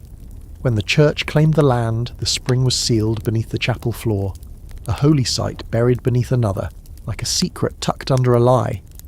They poured holy water over it, Perpetua says, but the earth remembers. It sounds ridiculous, except you've heard things too, about sisters who leave offerings beneath the altar, who hum old tunes with no words, who draw spirals in the frost on chapel windows. You never knew what to make of it. Harmless ritual? Boredom? Madness? Now you're not so sure. Here's your historical fact. Many medieval convents were built on or near former pagan sites, springs, groves, shrines. The church often co-opted these locations, rebranding them with saints and sacraments. But traces of the older beliefs persisted, especially among women, whose traditions were harder to police. Some convents banned solstice celebrations outright due to pagan overtones. And still, they happened. That night after prayers you sneak back into the chapel. The rain taps gently at the stained glass windows like it's asking to be let in. You kneel by the altar, as you're supposed to, but then you shift to the far corner, where the stone floor dips slightly. You press your palm to it. Cold, damp, alive. You don't know why, but you whisper something. Not a prayer exactly, more a question without words. And for a moment, you swear you feel the faintest warmth beneath your hand like a heartbeat. You tell no one. But others start behaving strangely too. Novices caught with flowers tucked behind their ears. Sister Lucia found barefoot in the garden, muttering over a rosemary bush. During Lauds, someone swaps the incense for something earthy and sweet. Basil? Mugwort? The abbess notices, of course. Her lips thin to a line. The very next day, a new rule. No unsupervised time in the chapel. Incense must be blessed. All plants brought indoors must be pre-approved. Everyone nods. No one obeys. Here's your quirky fact. In a 13th century convent in Brittany, a series of mysterious symbols were found etched into the underside of the communion table. Circles, moons, and animal shapes. They were dismissed as doodles for centuries, until modern scholars recognized them as pre-Christian fertility sigils. It's now believed some of the nuns were quietly practicing old rites beneath the church's nose. You begin to wonder, is that what's happening now? It starts small. You see spirals traced into the dirt path outside the laundry, a line of feathers tucked into the window cracks. Someone, probably Sister Beatrix, starts painting strange stylized eyes onto the backs of old hymn boards. Protective eyes. Watching eyes. Some sisters cross themselves in front of them. Others pretend they're not there. During evening prayers, someone starts humming a note that doesn't belong in the chant. A low, vibrating tone that sits beneath the melody like a drum beat beneath a hymn. It's hypnotic. Some join in. Some look around, wide-eyed, unsure whether to be frightened or comforted. And then Sister Margarita collapses. She's in the middle of lecturing a novice about improperly folded veils when she goes rigid, eyes rolling up. She falls hard, arms seizing, voice choking on something that sounds like Latin, but isn't. You rush forward with the others, but she's already out cold. She wakes in the infirmary with no memory of the episode. Sister Helena whispers, she's been touched by spirits. Sister Julienne mutters, she's been drinking the sacramental wine again. The abbess says nothing. That night the bells ring wrong, off rhythm, off key. You feel it in your ribs like a warning. Tonight's scholarly debate. Were these pagan holdovers among nuns deliberate acts of rebellion or subconscious cultural memory? Some historians argue women in convents kept certain traditions alive because they were comforting, familiar. Others believe they were symbols of deeper resistance, hidden in plain sight. After all, if you weren't allowed to question the world, you found other ways to name it. You start wearing a sprig of lavender pinned inside your scapula. Not for rebellion, not for faith, just because it makes you feel connected to something older than obedience, older than the abbess, older than the church, and you're not the only one. You see symbols drawn in chalk beneath the bell tower, hear chants whispered behind the laundry. You catch Leanne once, drawing a spiral in the dust beside the well, then brushing it away before anyone sees. You pretend not to notice. That night you add something to the archive. There are ghosts in the water and old gods in the stone. We're not worshipping them. We're remembering them. That's not heresy. That's history. You go to sleep with the scent of lavender on your skin and the hum of invisible hymns in your ears, and in your dreams the well is full again. The dreams don't stop. Not after the well, not after the humming. You try to dismiss them at first, chalk it up to stale air and too many hours copying parchment by candlelight, but they start following you into daylight. It's in the way the shadows pool too long beneath the chapel arches, in the shiver you feel when you walk past the herb garden at dusk, in the taste of copper on your tongue whenever someone says penance. You're not the only one dreaming. Sister Lucia tells you one morning without making eye contact that she saw a woman made of fire walking through the dormitory. She didn't say anything, she whispers, eyes red. Just touched my forehead, and then I couldn't stop crying. Sister Julienne has been speaking in her sleep. Not prayers. Names. Names no one recognizes. You heard her last night, across the dormitory, murmuring something that sounded like Alia. Alia! Over and over! And then there's Leanne. She comes to you in the scriptorium, closes the door, and places a folded letter in your hand. They're not just dreams, she says. They're memories. Maybe not ours, but someone's. The letter isn't addressed. It's not dated. But it's written in a hand that's both familiar and utterly strange. Curved, elegant, like ink flowed from the pen without ever lifting. I remember the garden before the altar was built. I remember the women in white robes. I remember singing without fear. I remember her hands covered in earth and blessing. And I remember the fire. You reread it 3 times. It doesn't make sense. And yet it makes perfect sense. There's something deep in the bones of this place, older than the church, older than the vows, older than even Sister Perpetua. You can feel it now. Like the floorboards remember footsteps from centuries ago. Like the air carries songs no one dares sing anymore. Here's your historical fact. Across Europe, some convents incorporated ancient customs into their rituals long after official doctrine forbade it. Candle ceremonies held on solstice nights, processions to local springs, even fertility rites disguised as blessings for future harvests. While the church labelled these activities as superstitions, or worse, heresy, they often remained embedded in practice through the women who passed them down. You think of the older sisters now, those who rarely speak, who carry herbs in their sleeves and draw stars on the corners of linen cloths. You thought they were strange. Now you wonder if they were simply remembering what no one else would. It's Sister Beatrix who says the quiet thing out loud. You're working in the scriptorium together, bent over a badly translated letter from some bishop who thinks he can command loyalty with a wax seal, when she mutters under her breath, "What if we were never supposed to be nuns?" You look up. She doesn't. "I mean it," she continues, ink pooling at the edge of her quill. "What if the whole idea of cloistering us was a mistake? A punishment disguised as holiness?" You say nothing, because you've thought the same thing. She turns to you, finally, her eyes bright. "We're not saints, we're survivors." It settles in your stomach like a stone, and then a seed. You start listening differently, watching more closely. One afternoon, while helping in the kitchen, you see Sister Helena carving something into the wooden spoon handle when she thinks no one is looking. You catch a glimpse, a spiral, flanked by twin crescents. You say nothing. She nods once subtly and continues stirring the lentils. A new symbol appears in the laundry hall a few days later, drawn in soap on the back of the door, 3 dots in a triangle. No one scrubs it off. Even the chapel isn't safe from it. Someone, brave or foolish, scratches a circle into the base of the lectern. It looks old, like it's always been there. The abbess notices during chapter and says nothing, just stares at it for a long time with her jaw clenched tight. And here's your quirky fact. In 14th century records from a convent in southern France, an abbess complained of restless sisters making patterns upon holy objects. She ordered a purge of all symbols not found in scripture. What followed was a mysterious fire that gutted the convent's west wing. No cause was ever found. Some of the sisters later claimed the fire was a warning from someone older than God. You wonder sometimes what the abbess dreams about. She looks tired lately. Her sermons are shorter, her discipline sharper. You've seen her flinch when passing the chapel.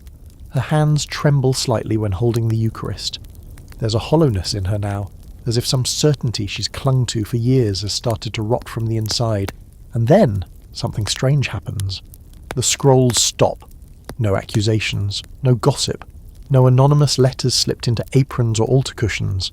Silence. At first, it feels like a blessing, a break in the tension, but after a few days the quiet becomes suspicious.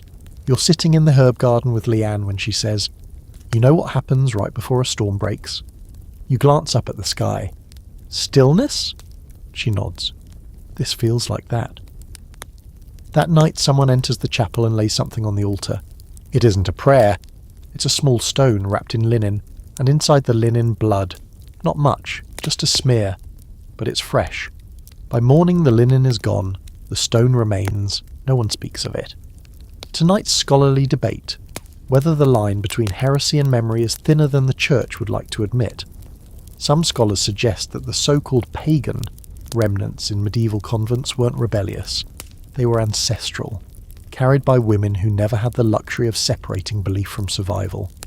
Others argue that such practices were acts of spiritual defiance, that by drawing a circle or lighting a candle on the wrong night, these women reclaimed something stolen.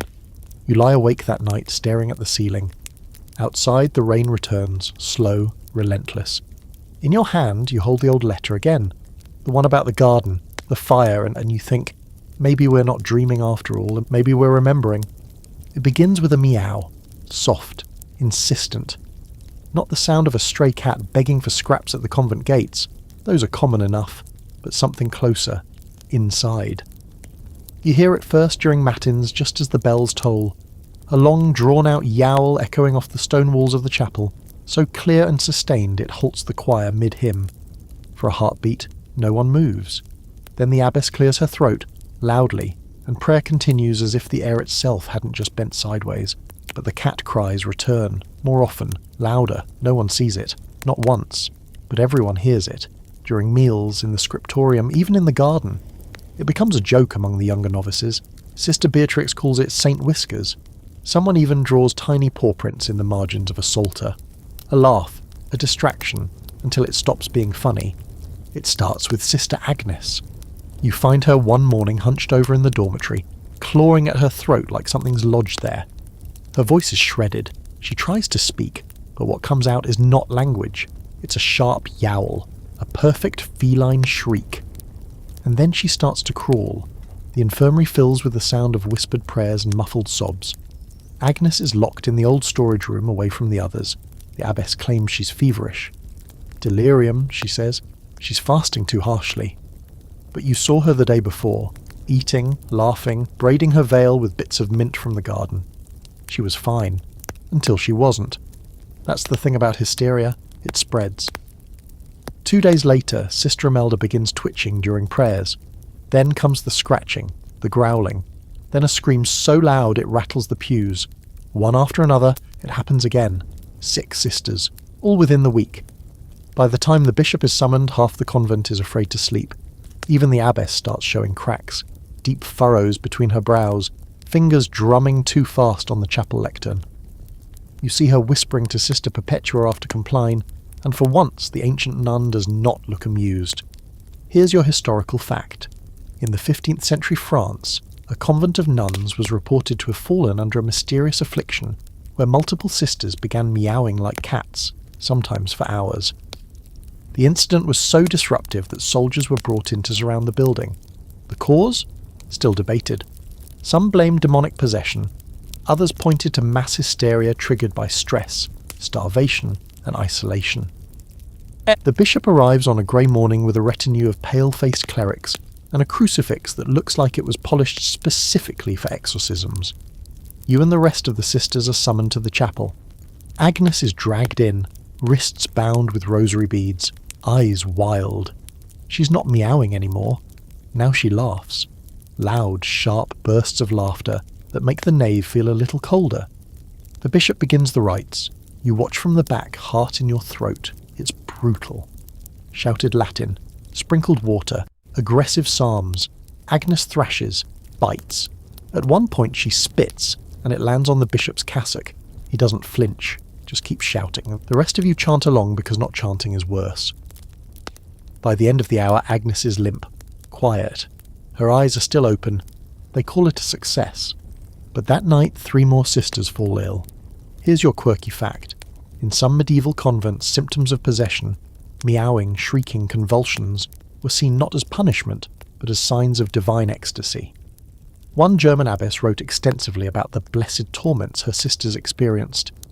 In her version, demons were less evil and more like dramatic dance partners in a mystical performance. Of course, not everyone buys that theory. Leanne comes to you, pale and furious, holding a scrap of parchment. On it, someone has drawn a spiral with cat's eyes in the centre, inked in red. "They're trying to frighten us," she hisses, "make us obedient again." "Who?" you ask, though you already know. She doesn't answer, just rips the paper in half. And here's where the scholarly debate sharpens. Was convent hysteria purely psychological, or a subtle rebellion wrapped in madness? Some scholars suggest these outbursts were the only way women could express distress in a system that offered no vocabulary for anger, trauma, or desire. Others dismiss it all as contagious delusion. But the timing is suspicious. The victims, always those who questioned, resisted, or remembered. You begin to notice who's not affected. The most devout sisters. The quiet ones. Those who repeat the rules like incantations. Those who never attended the midnight chapter. Who never whispered about spirals or symbols or wells beneath the altar. You wonder if that's coincidence or immunity. Then one night, Sister Perpetua stops you in the corridor. She smells like lavender and dust. "Not all madness is madness," she says. "Some of it is memory dressed in noise." You blink, unsure what to say. She pats your arm. "They'll try to scrape it out of us. The remembering. Don't let them." And just like that, she walks away. You carry her words like a second heart for the next several days. The chapel becomes quiet again, but not peaceful. It's the silence of tension pulled taut. You all pray more now, but not because you believe. You pray because someone is watching, because there's power in rhythm. Because even if the words mean nothing, the chanting means everything. It holds the walls up like it keeps the fear out.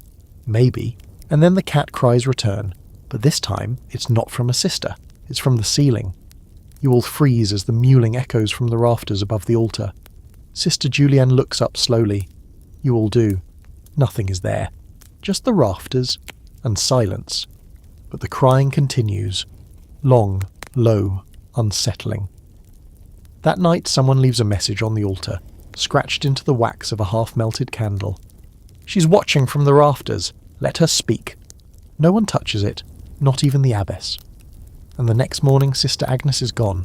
The official word is that she was sent to a priory for healing, but no one saw her leave. No one said goodbye. And her rosary beads, still on her cot. It begins with ink. A single splotch, black as midnight and just as unsettling, blooms across the margin of a page in the abbess's own Bible. You're not there when it's discovered, but the whispers spread faster than wax in summer. Sister Helena says she saw the abbess drop the book like it burned her. Sister Julienne claims she caught a glimpse before it was whisked away. A circle of smudged ink, lines branching out from it like veins. A tree, a star, a map. You don't get to see it. No one does. But for the rest of the week, the abbess keeps her Bible locked in the vestry, and that's when the other marks begin to appear. Not graffiti, not this time. In the scriptorium, pages begin turning up. Strange. Not the usual gospel translations or saintly sermons, but texts no one recognizes. Lines that drift away from Latin into something softer, older. Phrases that rhyme without reason. Descriptions of women dancing in firelight, hands clasped, mouths open in wordless song. The first time you find one, it's just 2 lines tucked between psalms. She plucked the moon from the sky and hid it under her tongue. She spoke in silver and the wolves came willingly. You stare at it for nearly a full minute before realizing you're holding your breath. You look around, no one else seems to notice, or maybe they're pretending not to. You quietly tear the corner off the page and slip it into your sleeve. That's the beginning. More appear. Hidden in bindings, slipped into hymnals, scratched lightly into the wax seal on the drawer of the ink cabinet. None are signed. Some are nearly illegible, smudged by time or panic or damp hands. But the message is always the same. Something lives here beneath the silence. Here's your historical fact. In several medieval convents, surviving manuscripts contain marginalia, notes and illustrations added later, often by anonymous hands. While most were benign, flowers, jokes, animal doodles, a few were deeply subversive, lines of poetry, questions about doctrine, cryptic prayers not found in any liturgy. Some scholars believe these were acts of quiet rebellion, small inked cracks in the wall of obedience. So you begin collecting the fragments, not all at once, that would be suspicious, but slowly, methodically, like someone rebuilding a memory from ash. You hide them between layers of vellum in the oldest hymnals, in the hem of your cloak, under your mattress, beside the dried lavender. Leanne helps, so does Sister Beatrix, even Julienne, though she never admits it outright. You see her slip something into the archive one night after Vespers, and when you retrieve it later, it's a full page, written in her unmistakable slanted hand. They call it heresy because they're afraid we might remember who we were before we belonged to them. You press it to your chest like a second heartbeat, and yet the danger grows. The abbess begins inspecting the scriptorium twice daily. Pages are removed, scrolls vanish from their drawers, the ink cabinet is locked for the first time in decades. You're all given stricter assignments, less creative work, more copying, scripture only, no deviation. The punishment for deviation? Public penance. It starts with Sister Imelda. You see her kneeling in the centre of the chapel during chapter, arms stretched out wide, a wooden board balanced across her shoulders. Her hands tremble from the weight. Her head is bowed. The abbess reads from the Rule of St. Benedict, her voice flat and cold as slate. Imelda's crime? Copying non-sanctioned verse. No one says who reported her, but the timing is convenient. You whisper a prayer under your breath. For mercy? No. For silence. Here's your quirky fact. In some monastic orders, writing was considered a sacred act, nearly equal to prayer. But deviation from holy texts was seen as dangerous. Several convents banned original composition outright, fearing that women might write from experience rather than revelation. One nun was exiled for composing a poem about childbirth, another for comparing Christ's love to the heat of the sun on bare skin. But still the writing continues. It moves to stranger places. On the back of a chapel pew, someone carves, "My skin is parchment. Write your truth upon me." A candle stub is found etched with the phrase, "Burn me to speak freely." One night, you wake with a start and find ink stains on your fingers. You have no memory of writing anything, but your nightdress smells faintly of parchment. You check your mattress. A new slip waits for you. We write because we are not allowed to speak.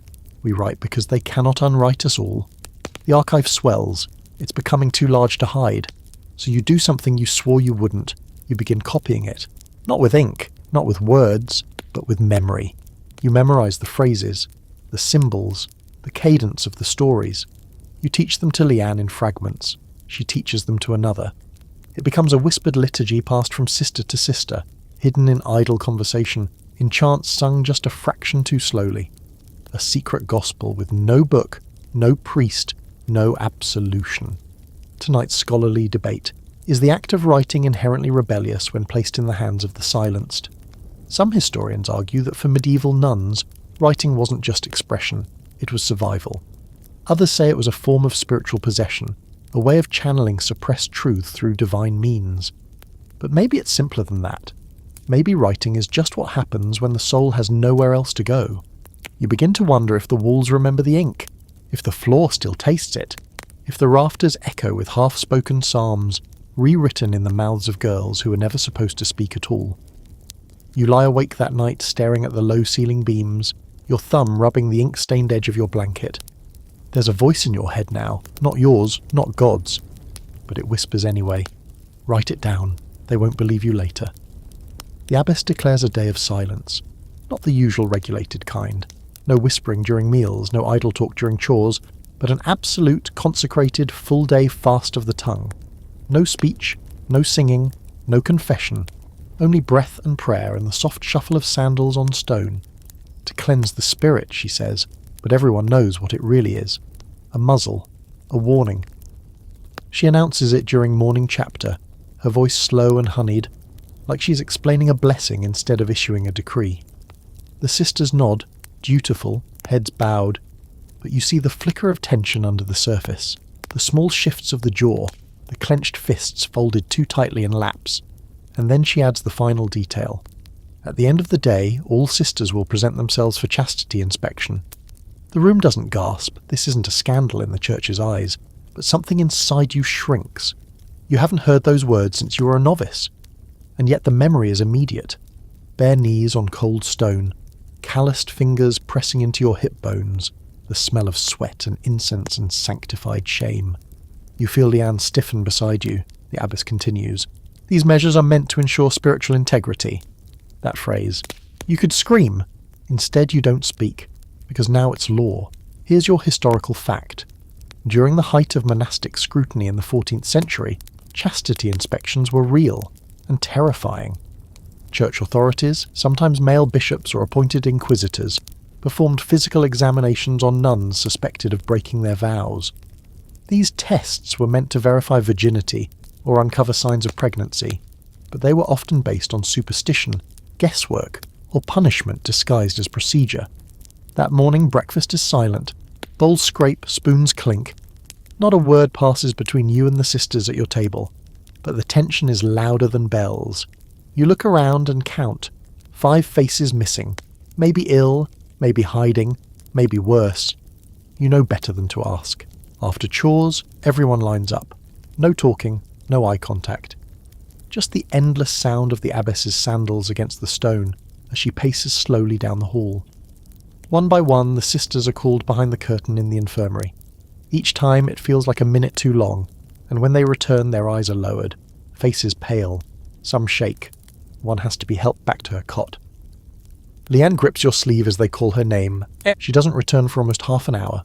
You're next. You step behind the curtain and face Sister Margareta standing beside the abbess. There's a chair in the centre of the room, a bowl of holy water on the table, and a cloth you know is meant for modesty but feels more like denial. You remove your scapula, your veil, your belt. The ritual is old and sterile and deeply humiliating. They don't touch you in the cruelest ways, but it's cruel all the same. The questions come, written on parchment, yes or no only. Have you had dreams? Have you touched another? Has your body changed? You check the boxes they want, you keep your silence, and then you leave. Here's your quirky fact. Some convents implemented virginity belts. Tight, uncomfortable waist bindings meant to symbolize purity. Though mostly symbolic, some were actually locked and only opened for bathing or examination. A few have survived in museum collections adorned with inscriptions like, "Unguarded, I invite death." You return to the dormitory and find Leanne curled on her cot, her eyes dry but vacant. "Did they hurt you?" you mouth silently. She doesn't nod. She doesn't shake her head. She just stares. That night no one sings during Vespers. The usual chant echoes flatly across the chapel, led by 2 novices who can't stop trembling. The abbess doesn't seem to notice. Or maybe she enjoys the silence. The real storm comes after Compline. You're brushing your hair in the dark, your fingers still shaking, when a slip of parchment lands on your lap. No name, just one word. Enough. You look up. Half the dormitory is awake, eyes gleaming in candlelight, and without speaking, without even nodding, you understand what's about to happen. By midnight, a group of 7 sisters, Beatrix, Julienne, Leanne, and others you don't expect, gather in the laundry hall. You've returned to the hollow bricks. The archive is there, safely tucked away. But tonight, something more urgent simmers in the air. Beatrix speaks first, voice low but steady. She's trying to erase us. Sister Helena nods. She's always been trying. This is just the loudest she's ever shouted it. No more scrolls, Julienne adds. No more hiding. If we're going to fight back, it has to be all of us. And it has to be now. You look around.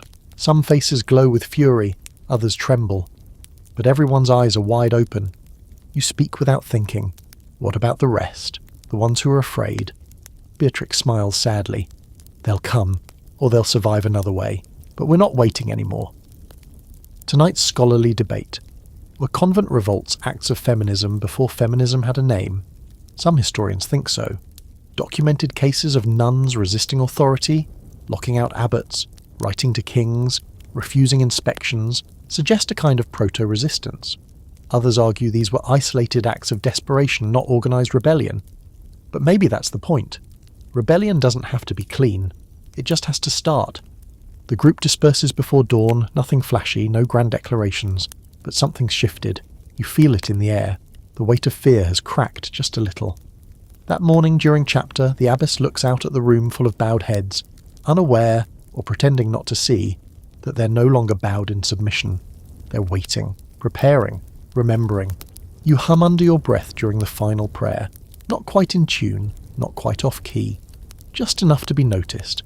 After the inspections, something in the convent's air goes sharp. The silence lingers, not as devotion but as pressure, a kind of psychic fog that hangs in the dormitories, thick in your throat, always a second away from cracking open into screams. The abbess walks with new purpose now, and not in a good way. There's too much satisfaction in the click of her heels, too much calm in her stillness. She's won, or at least she thinks she has. The sisters are quiet again. The scrolls have stopped. The archive remains hidden. But underground things don't die. They wait. It's Beatrix who makes the next move. She approaches you in the herb garden just after sunrise, hands dirty, veil pinned lopsided. She looks like she hasn't slept. "We need medicine," she says, "and I don't mean for headaches." She reaches into the folds of her habit and pulls out a small cloth pouch, tied with red thread. Inside, dried herbs, ground so fine you could mistake it for tea. But it isn't. You know what it is before she even speaks the word. Pennyroyal, your stomach turns. "You found it?" She nods. "Lucia keeps some in the apothecary, hidden under the valerian. We think she knows. Maybe she's always known." You swallow hard. Pennyroyal, tansy, rue. They've always been whispered about, like dangerous secrets or spells you'd only use if you had no other choice. Abortifacients. The church doesn't even name them aloud, but women do. Women have always named them. Beatrix looks at you. "We have to be careful. If anyone finds it, they'll say it's witchcraft. They'll say a lot of things, but some of the sisters, they need it." Here's your historical fact. Despite church condemnation, many medieval nuns had knowledge of herbal abortifacients, passed down through midwifery, oral tradition, or folk medicine. Recipes often involved combinations of pennyroyal, savin, juniper, or even heavy doses of wine steeped with herbs. While risky, and far from guaranteed, these methods were often the only option for women with no other power over their own bodies. You hold the pouch like it might bite, and then you hide it in the hem of your veil. That same afternoon, during garden duty, you see Sister Margarita kneeling near the yew trees, lips moving in a silent prayer. She doesn't see you watching. She doesn't see the way her shadow twists oddly on the grass, like something else is kneeling beside her. You blink, and it's gone. That night, you go to Lucia. The infirmary is dimly lit, walls thick with the smell of boiled linen and damp wood. Lucia stands at the shelf, organising tinctures in silence. You step in and say nothing. She doesn't turn. You set the pouch down on the table. "I didn't take it," you say. "I know," she replies, then softly. "There are others who have."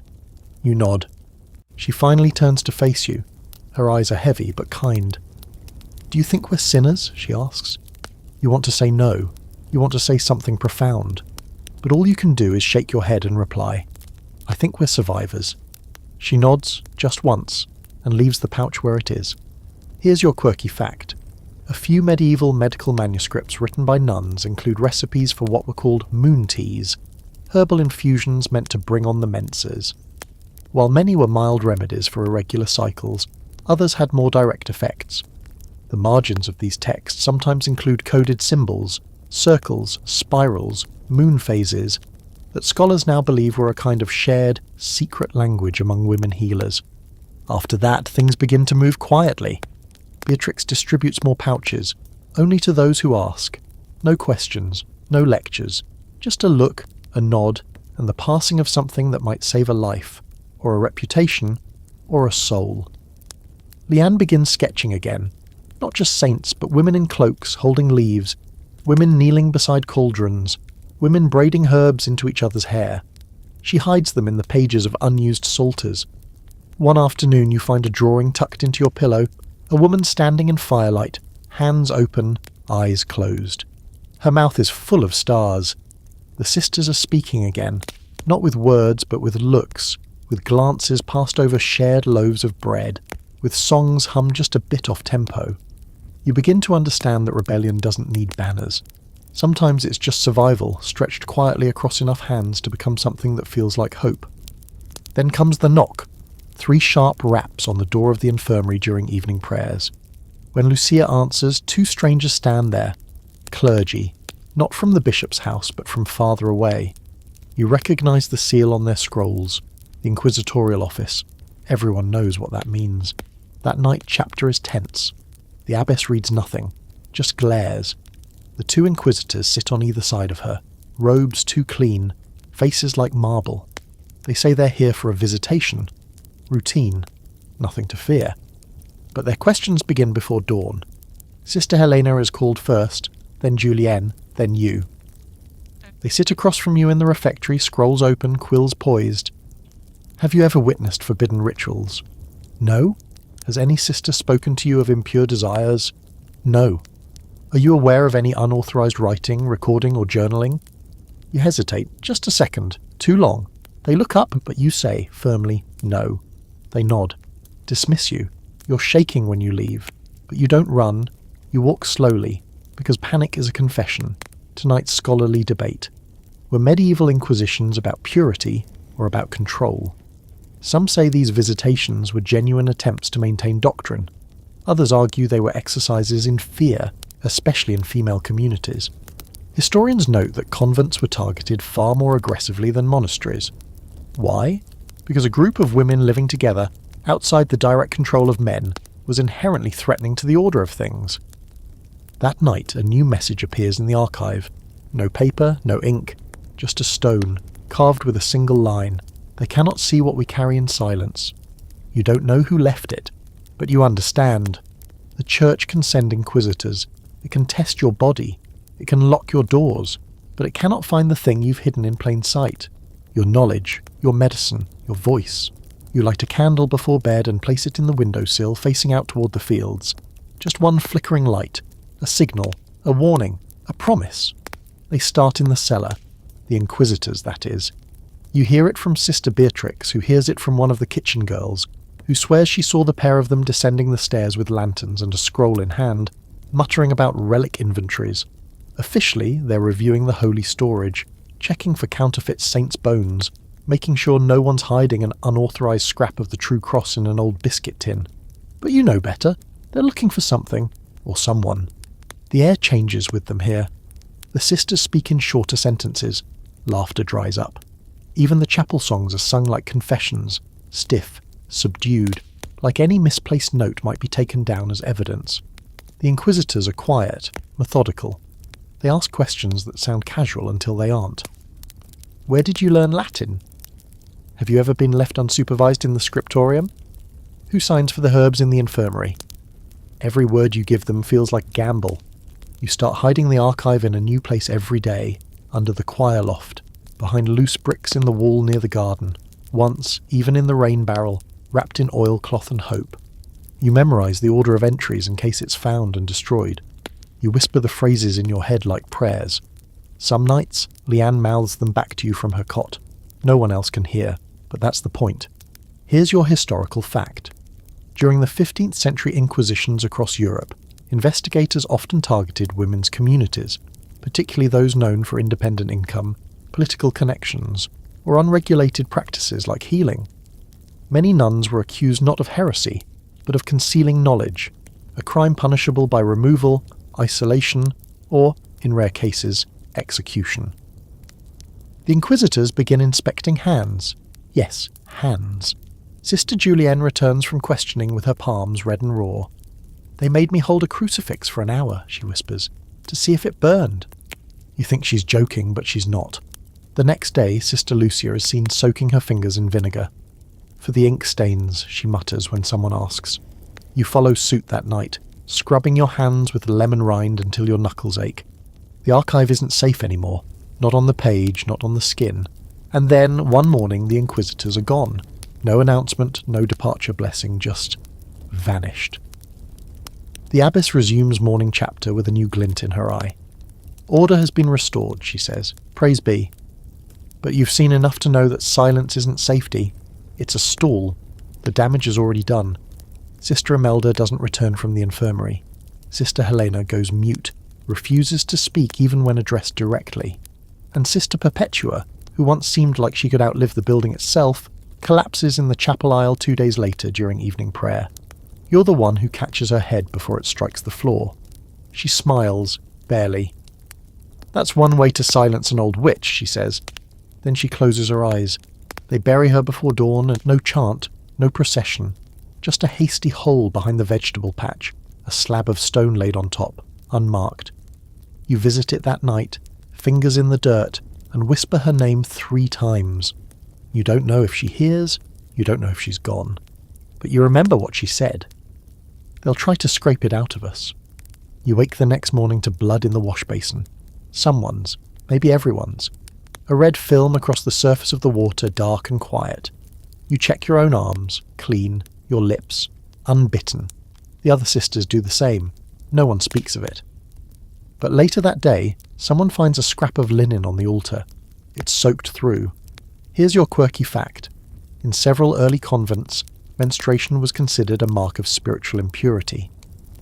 Nuns were not allowed to receive the Eucharist during their unclean days, and in some houses they were forbidden to enter the chapel at all. But elsewhere, particularly in more remote or autonomous orders, menstruation was viewed differently, as a natural rhythm, sometimes even associated with divine femininity. Some convents kept coded calendars carved into stone or wood, tracking moon cycles alongside feast days. It clicks. The blood, the linen, the cycle. It's not a message of warning, it's a calendar, a signal. You pass the idea quietly to Leanne. She passes it to Beatrix. That week, during prayers, several sisters begin humming the same off-note in unison. Not discordant, just enough to mark the moment. It becomes your new language. Blood, chants, placement of candles.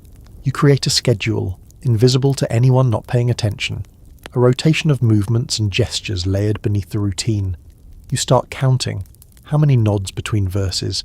How many steps between garden and chapel?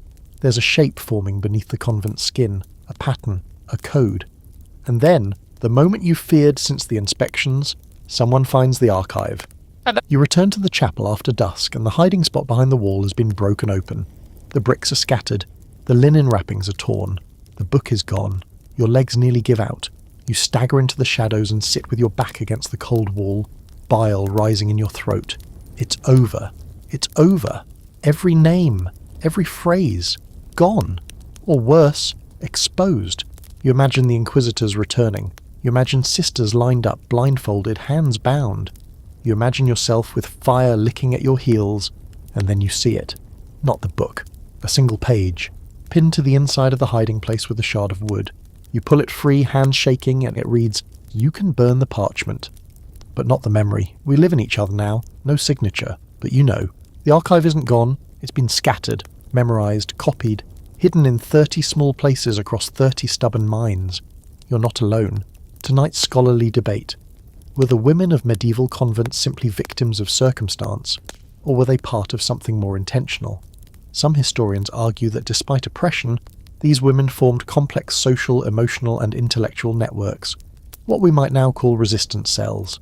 Others dismiss that idea, suggesting survival was just that. Survival, not revolution. But what if the line doesn't matter? What if survival was the revolution? That night you gather with Beatrix, Julian, and Leanne under cover of candlelight. No archive between you, just memory. You begin to speak, slowly, carefully. A line from a letter, a chant, a date, a name. They nod, they repeat it, and in the dark your voices begin to weave something larger than paper, something fire can't touch. By now the rebellion doesn't look like rebellion. It doesn't roar, doesn't storm through the halls or topple altars. It exhales, it whispers. It takes root in the rhythm of daily life like a song you can't stop humming. No banners, no swords, just folded notes, silent nods, and a shared glance that carries more weight than a sermon. If the abbess knows, and she must, she hasn't said a word. But her silence has changed. It used to be regal, commanding. Now it's brittle, tight-lipped and twitching. The sort of silence that comes right before glass breaks. There's talk that she's fasting again. Voluntarily this time, as if God might speak more clearly to a hollow stomach. She doesn't lead chapter as often. When she does appear, her voice has a rasp to it, like she's been shouting where no one can hear. Her eyes dart more, linger on corners, on shadows, on you. That's when you start noticing the blood under her nails. Small flecks at first, barely visible, then darker smudges, more frequent, always scrubbed clean by the next day. You mention it to Leanne. She nods slowly, like she already knew. She's flagellating, she whispers. Probably in the old prayer cell, the punishment reserved for the desperate, the dying, the devout, or the guilty. You find the cell 2 days later. It's barely a room, tucked behind the vestry under a collapsed archway, smelling of mildew and bitter incense. On the stone floor, dried streaks, old stains. A wooden whip with knotted cords lies beside a folded cloth soaked through. There are teeth marks in the fabric, so the abbess is unravelling. You don't feel pity, not exactly. But there's something close to recognition, because you felt it too, how the silence can rot, how prayer can start to sound like begging, how your own voice can vanish under the weight of someone else's holiness. Which brings us to Sister Matilda. She's a mystic, or at least that's what the convent used to call her. Now they just say she's unwell. She's the one who fasts for weeks and then declares that she's fed by angels, who lies in her cell staring at the ceiling for hours, lips moving in a private conversation with God, or perhaps herself. Most of the sisters avoid her. But you've been watching, and one night, you follow her. She slips out during Vespers, barefoot, carrying a bundle of dried rosemary and a beeswax candle. You trail behind, quiet as you can, past the refectory, through the cloister, and into the abandoned chapter house, the one damaged in last spring's storm and never repaired. Inside, Matilda lights the candle and begins to hum. Not a hymn, not Latin, a low circular melody. One note flowing into the next like water into water. You sit in the shadows and listen, and then she speaks, not to you, not even aloud. But the words shape themselves in her throat and you hear them all the same. Take my hunger, O Lord, bind it to your name, strip my body so you cannot strip my soul. She begins to sway, and suddenly you understand. This is her worship, not doctrine, not obedience, ritual. Matilda is starving herself not to die, but to exist, to control the only thing left to her, her own body, her own suffering. Here's your historical fact. Many medieval female mystics engaged in what scholars now call holy anorexia, fasting not as dietary control, but as a form of spiritual authority. By refusing food, some women claimed direct communion with God, circumventing priests entirely. Others used fasting as protest, rejecting the church's control over their flesh. Some were canonized, others were institutionalized, a few simply disappeared. Matilda continues her chant until the candle flickers out. She never sees you, or maybe she does and chooses to ignore it. Either way, you don't follow her again. But you start lighting candles in your own cell, silent, alone. You let the wax run over your hands, let the warmth sting your skin just enough to remember that it's yours. Others start doing it too. Small acts of discipline, not the church's, your own, and here's your quirky fact. Some medieval nuns were known to wear belts lined with tiny thorns underneath their habits, voluntary penance devices meant to mortify the flesh and bring the soul closer to God. But in at least 2 known cases, women confess they wore them not for God, but to reclaim control over their bodies after assault. It's not suffering that makes you holy, it's the choice. That's what the church never understood. That night someone leaves a carved candle in the laundry room tucked into a folded habit. The wax has a spiral pressed into its side and the Latin phrase libertas per dolorem, freedom through pain. You take it, light it in the garden and leave it burning on the stone near Sister Perpetua's grave. You think she would have liked that. The next morning, Sister Julienne declares she's fasting. For clarity, she says. By week's end, 3 others have joined her. But this isn't a cult of suffering. It's a declaration, a message, that our bodies belong to us. Tonight's scholarly debate, were these acts of spiritual starvation rebellion, or religious devotion. Scholars remain divided. Some believe mystics were empowered visionaries, women who used suffering as agency. Others argue they were deeply traumatized, channeling pain into religion because nothing else was permitted. Perhaps it was both. Perhaps it had to be both. You fast for one day, then another. Not out of guilt, out of choice. You still eat, but you decide when and how and why. That night, you write in the dark, not in the archive, on your skin, a line from the chant you heard Matilda humming, "My mouth is empty, so I speak with fire." You press your hand to the ink, and you do not pray for forgiveness, because you do not need it. You don't mean to become a leader. No one ever really does, not in places like this, not in a world where power is inherited or conferred by God, or granted at the end of a whip. But something strange starts happening after the fasting.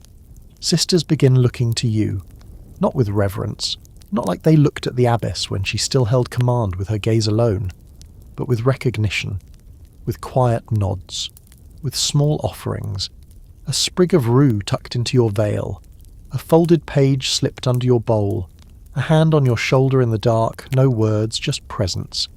The archive may be scattered, the ink may have vanished, but the movement has not. It lives now in breath, in memory, in the low thrum of shared silence. What began as survival is growing teeth. The abbess feels it too. She calls a special chapter meeting without warning. Morning bells ring too soon, too loudly.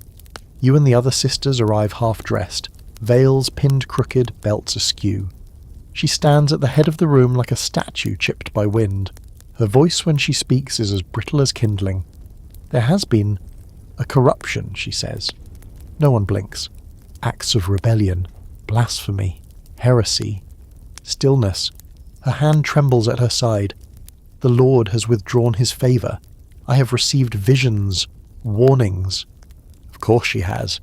She scans the room like she's waiting for someone to speak, to confess, to weep and tear their robes and beg forgiveness. No one does. She announces new measures. All candles are to be blessed before lighting. All fasts must be declared in writing. No writing permitted outside of scriptural transcription. No private prayer without witness.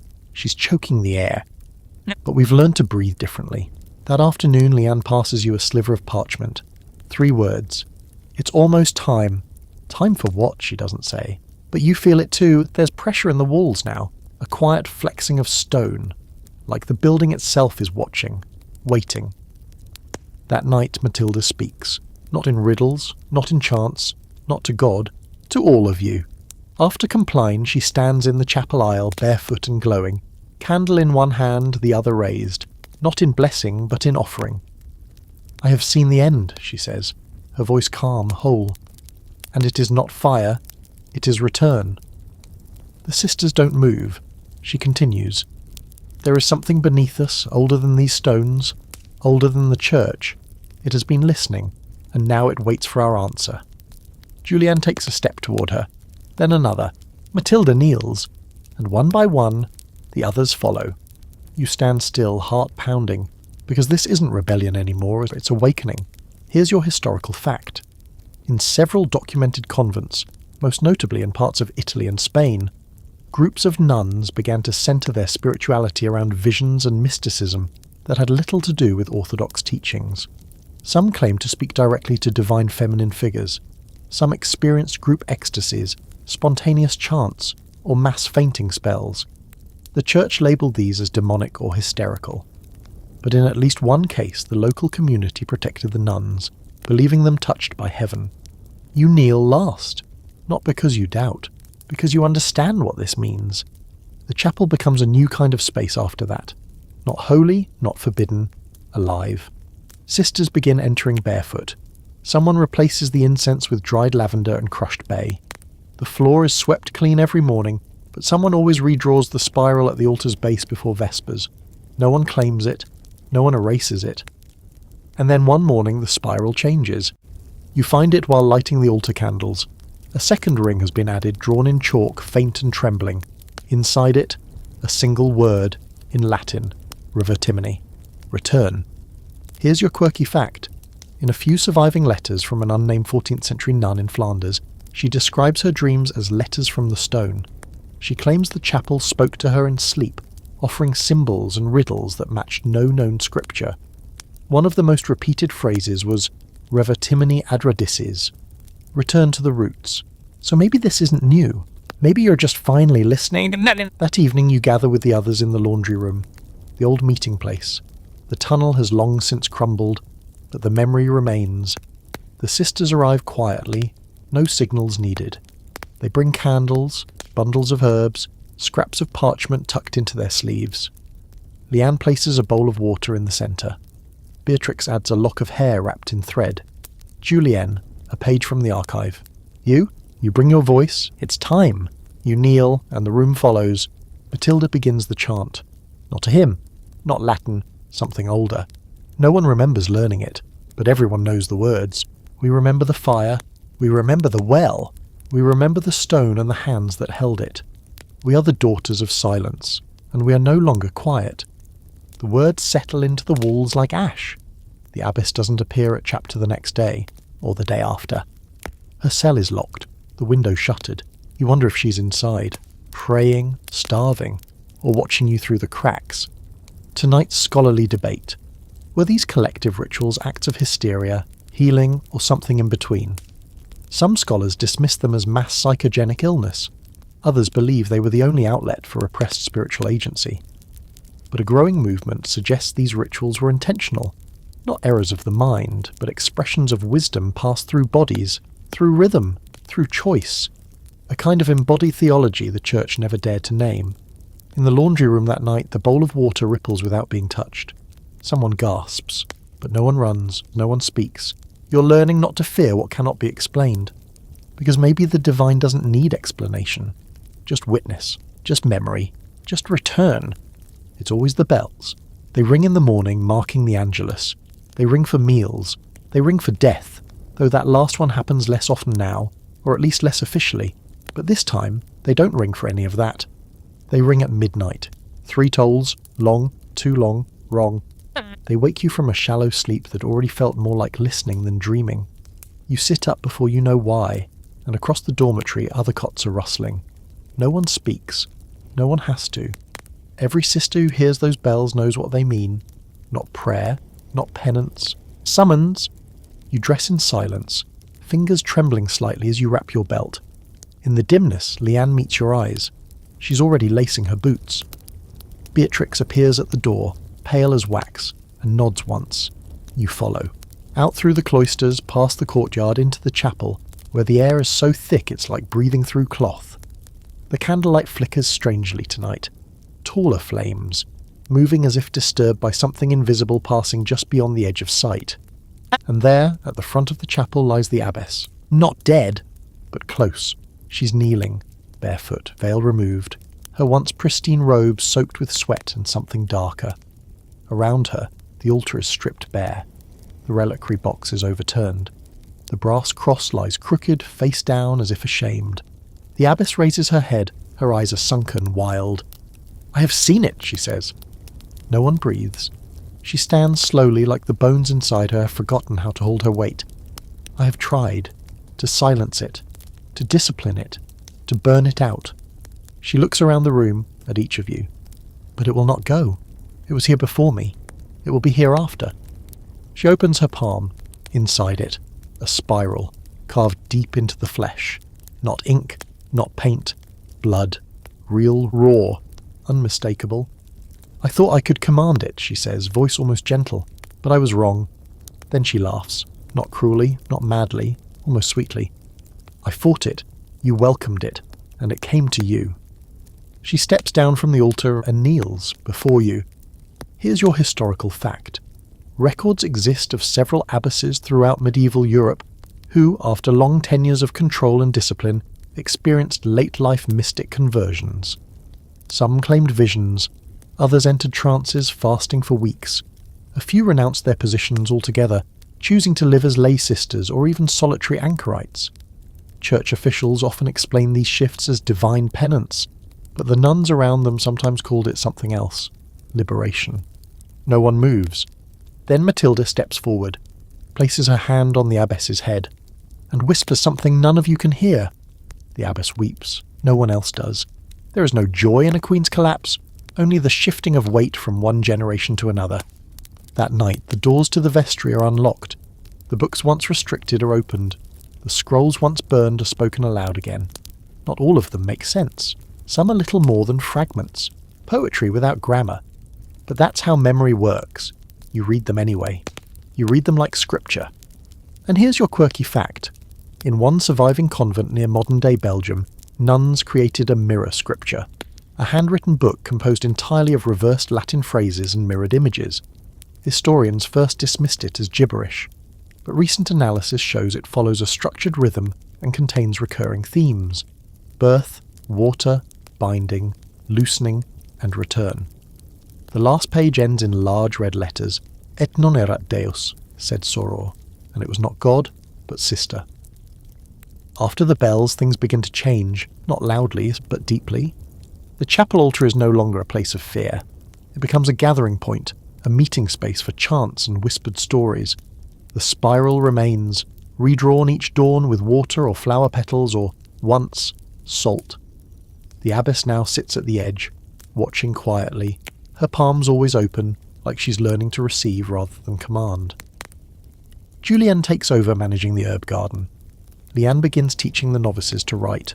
Not Latin alone, but symbols, songs, histories. She teaches them to write their own names first, not the saint names forced on them when they arrived. You watch one girl, barely 15, trace her birth name across the parchment and stare at it like she's never seen herself before. You begin rebuilding the archive, not in a drawer, in minds, in bodies. Each sister memorizes a passage, a line, a story. You meet weekly to speak them aloud, not to record them, but to remember them, so that if this place burns again, and it might, the words will survive, etched in the marrow of 30 women who are no longer afraid of being seen. And tonight's scholarly debate. Does memory have more power than manuscript? Scholars argue that oral traditions within convents often ran parallel to written law. Quiet, unsanctioned histories passed from woman to woman. Some say these oral records were more accurate, less distorted by male clerical hands. Others argue they were too fluid to be trusted. But you've lived it now. You know, sometimes what's written in the flesh lasts longer than what's bound in vellum. One evening you return to the old well. You didn't expect to, but something pulls you there. The floor of the chapel is cool under your feet. You press your palm to the stone above the spring and feel warmth, movement. You whisper a line from the archive. We do not pray to be forgiven. We pray to remember. And something shifts beneath you. Not ominous, just present, just waiting. You lie there, face against the stone, eyes closed, and you feel her. Not a ghost, not a goddess, not a vision, just her. The first woman. The one who danced here before the walls rose. The one who taught the first girl to sing. The one who laid her hand over the well and said, "This is mine." And you whisper, "It's ours now." After the night of the bells, life in the convent becomes something no outsider would recognise. From the outside, everything looks the same. Daily prayers, candlelit vespers, the occasional sound of hymnals drifting over the cloisters like holy smoke. But underneath, it's different. Looser. Fuller. You don't realise how tight everything was until it begins to breathe again. You don't kneel because you have to. You kneel because you choose to. There's no need for passwords now. The spiral is everywhere, not always drawn, but implied. You see it in the way the sisters wrap their belts, the way they braid their hair. You see it in the way Leanne touches your hand and doesn't immediately pull back, like maybe the rules about skin and sin were someone else's invention all along. The abbess, still pale and quiet, remains present, watching, listening. Her former sharpness dulled into something more human. She walks barefoot now, and some of the younger novices giggle at her chipped toenails and stubborn bunions. Once you catch her helping Julienne lift a bundle of dried rosemary into the apothecary cupboard, and for a moment she looks like any other woman. Tired, yes, but not terrifying. And then one evening she speaks to you directly. You're walking the perimeter of the garden at dusk, counting the petals on a row of calendula flowers, an old habit for clearing your thoughts, when she steps from the path behind the refectory and falls into step beside you. She doesn't speak for a long time. Finally she says, "I had a sister before I came here." You say nothing, letting her fill the silence. She ran away from the monastery school, married a mason's son, The family disowned her, said she'd ruined the bloodline. I thought they were right. She looks at you then, eyes rimmed red. Now I wonder if she saved herself. Here's your historical fact. It wasn't uncommon for noble families to send their spare daughters to convents, especially those seen as too rebellious, too outspoken, or, God forbid, unmarriageable. For some, it was a death sentence in silken scripture. For others, it became the only space where they could develop intellect, language, or mysticism beyond domestic walls. But for many, it was neither prison nor sanctuary. It was simply where they were placed, and from there they made what they could. The abbess doesn't wait for a reply. She reaches into her pocket and hands you a folded piece of parchment. If anything happens, she says, this must be hidden where no one can find it. You unfold it later. It's a confession, not of sin but of knowledge. Descriptions of rituals long forbidden, names of herbs, chants, star alignments, a list of what the church would call offences. She's written them all down in her own hand and signed it. For the memory of what we were before they made us holy. She's still the abbess, but she's not in charge anymore, and that's when the letters begin. Not from bishops, not from Rome, from other convents. They arrive quietly, folded in bundles of dried sage or tucked into bread deliveries. Letters without signatures, written in slanted hands or unfamiliar dialects. But the messages are clear. It's happening here too. We saw the spiral on our chapel door. Tell us how you began. We are remembering. Here's your quirky fact. Across Europe, there is evidence of nuns' clandestine correspondence networks, hidden letters, messages passed between convents, even chains of copied prayers carried by travelling merchants or sympathetic monks. These sister circles often focused on shared dreams, herbal recipes, and descriptions of visions unapproved by church authority. Though few originals survive, some fragments were later discovered sewn into the hems of habits or tucked into reliquary boxes. You and Beatrix begin compiling the letters. Leanne begins translating them. Some are written in a version of Latin that drips like poetry, some in languages you've never studied but somehow feel like you understand. You read a letter from a convent on the coast of Wales that describes the sea, pulling at our hearts like a mother not ready to let go. Another from Austria, where the sisters reportedly buried a reliquary and danced around the site by moonlight to remind the bones what joy felt like. You write back, carefully. You offer fragments, never names, never locations. But you share the spiral.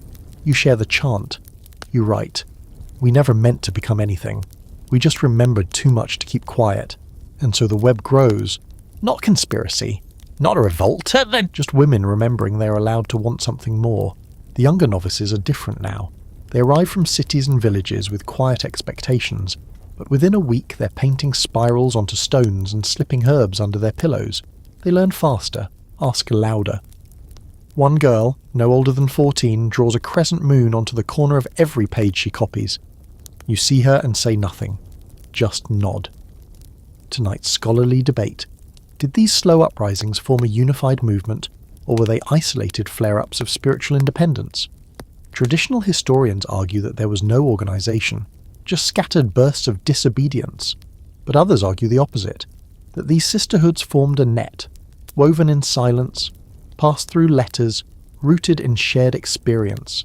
A movement too soft for official recognition, too flexible to be crushed, too quiet to be canonised, and still it grows. One night you gather all the sisters in the chapel. There's no feast day, no holy reason. Just the moon, bright and full through the upper windows. You bring out the reliquary box, the one that once held the saint's knuckle wrapped in gold. It's empty now. You place it at the altar's centre. Julienne fills it with rosemary. Leanne adds her sketch of a woman with stars in her hair. Matilda places a strip of linen stained with ink and blood. One by one, the others follow. Scraps of parchment, a lock of hair, a shard of mirror, a single stone with a spiral carved into it, and finally, you add the abbess's confession. You close the box, and you seal it. Not to bury, to protect. This is your gospel. No saints, no martyrs, no miracles, just memory. You light a circle of candles around the box, and the chant begins, low, steady, older than scripture. She is not gone. She is not coming. She is already here. The wind changes before the messengers arrive. It comes in the form of a cold gust, sharp and sudden, sweeping through the cloisters just after morning prayer, tearing a veil from a novice's head and sending it spiralling into the garden like a bird trying to escape.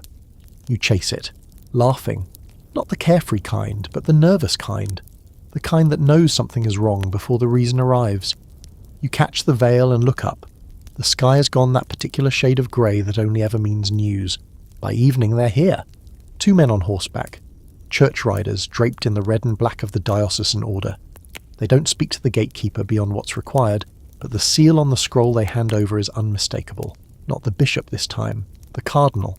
The scroll is delivered to the abbess. She takes it into her cell, locks the door, and the next morning she's gone. No note, no belongings taken, just vanished. Her bed is untouched, her candle burned down to the wick.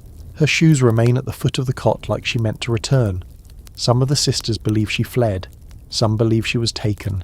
A few believe she never left at all, that her body is gone but her spirit still walks the chapel, barefoot, watching. But you think she knew the timing better than anyone. She left to make space, and now the church has noticed the space. Here's your historical fact. Late in the 15th century, as the Catholic Church's control tightened in response to growing murmurs of reform, many convents came under direct inspection. Reformation visitations were launched, ostensibly to reassert discipline, but in truth to crush movements that had grown too autonomous. Several convents were shut down, some were absorbed by stricter monastic orders, others simply vanished from the records. The scroll announces a visitation. You read the message aloud in chapter, since no one else volunteers. There is no room for interpretation. This convent is to be evaluated for orthodoxy, purity of practice, and alignment with the will of the Holy Church. The archivist, spiritual leaders, and any self-proclaimed visionaries are to be presented for inquiry. It's addressed to the abbess. You fold the scroll carefully. Then they'll be disappointed, Beatrix says. We don't have an abbess anymore, Leanne adds, voice dry. You all sit in silence for a beat, then burst into quiet laughter. The sound is strange in the chapter room, like a song no one planned to sing. The laughter doesn't last. The next few days are a blur of planning, packing, hiding. Not for escape, no, you've gone too far for that. But for preservation. The relic box, the one now holding your gospel, is moved. You and Julienne bury it under the floorboards of the laundry room, sealed in wax wrapped in salt and rosemary. You draw the spiral on the underside of the plank. You kiss it before you close it. This isn't for you anymore, it's for whoever finds it next. Here's your quirky fact. There are at least 4 known cases in which hidden manuscripts were discovered in convent walls during renovations, long after the buildings were abandoned or repurposed. One was found inside a wine barrel sealed with beeswax. Another was stitched into the lining of a choir robe. The texts, not official doctrine, personal reflections, poems, medical instructions, and in one case a full translation of a banned gospel written entirely in coded script. You begin practicing how to forget, because that's part of survival too. You rehearse your innocent face in the mirror, mouth neutral, eyes wide, hands folded like you've never held anything but rosaries. You burn scraps of parchment that might be too dangerous to explain. You scrub the ink from your nails until your fingers crack. You teach the novices how to lie without sounding like it. But still, the others prepare differently. Sister Mathilde carves a spiral into the chapel stone behind the altar, deep, raw, too large to erase.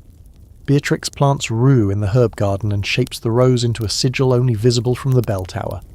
Julienne writes a hymn, new melody, old rhythm, and teaches it to the younger girls under the guise of practicing Latin pronunciation. You walk through the cloisters one night, and every shadow feels full of memory, full of meaning, like the air is holding its breath. You pass by Sister Lucia in the infirmary. She's preparing bundles of lavender and nettle, not for medicine, but for smoke. If they take us, she says softly, we won't go without scent.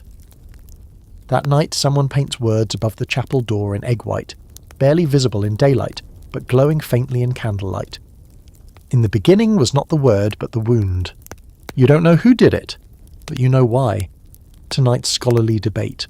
When religious structures collapse, what survives? Doctrine, power, paper, or memory encoded in bodies, songs, rituals, and whispers?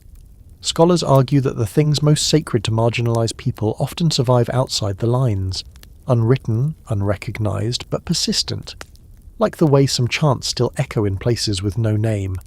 Like the way you carry your history in your throat, even when your mouth stays shut. You sleep with your habit folded by the door. You don't know when they'll come, but they will. The night before the visitation, a storm rolls in. Thunder that shakes the rafters, lightning that etches your dreams in jagged white light.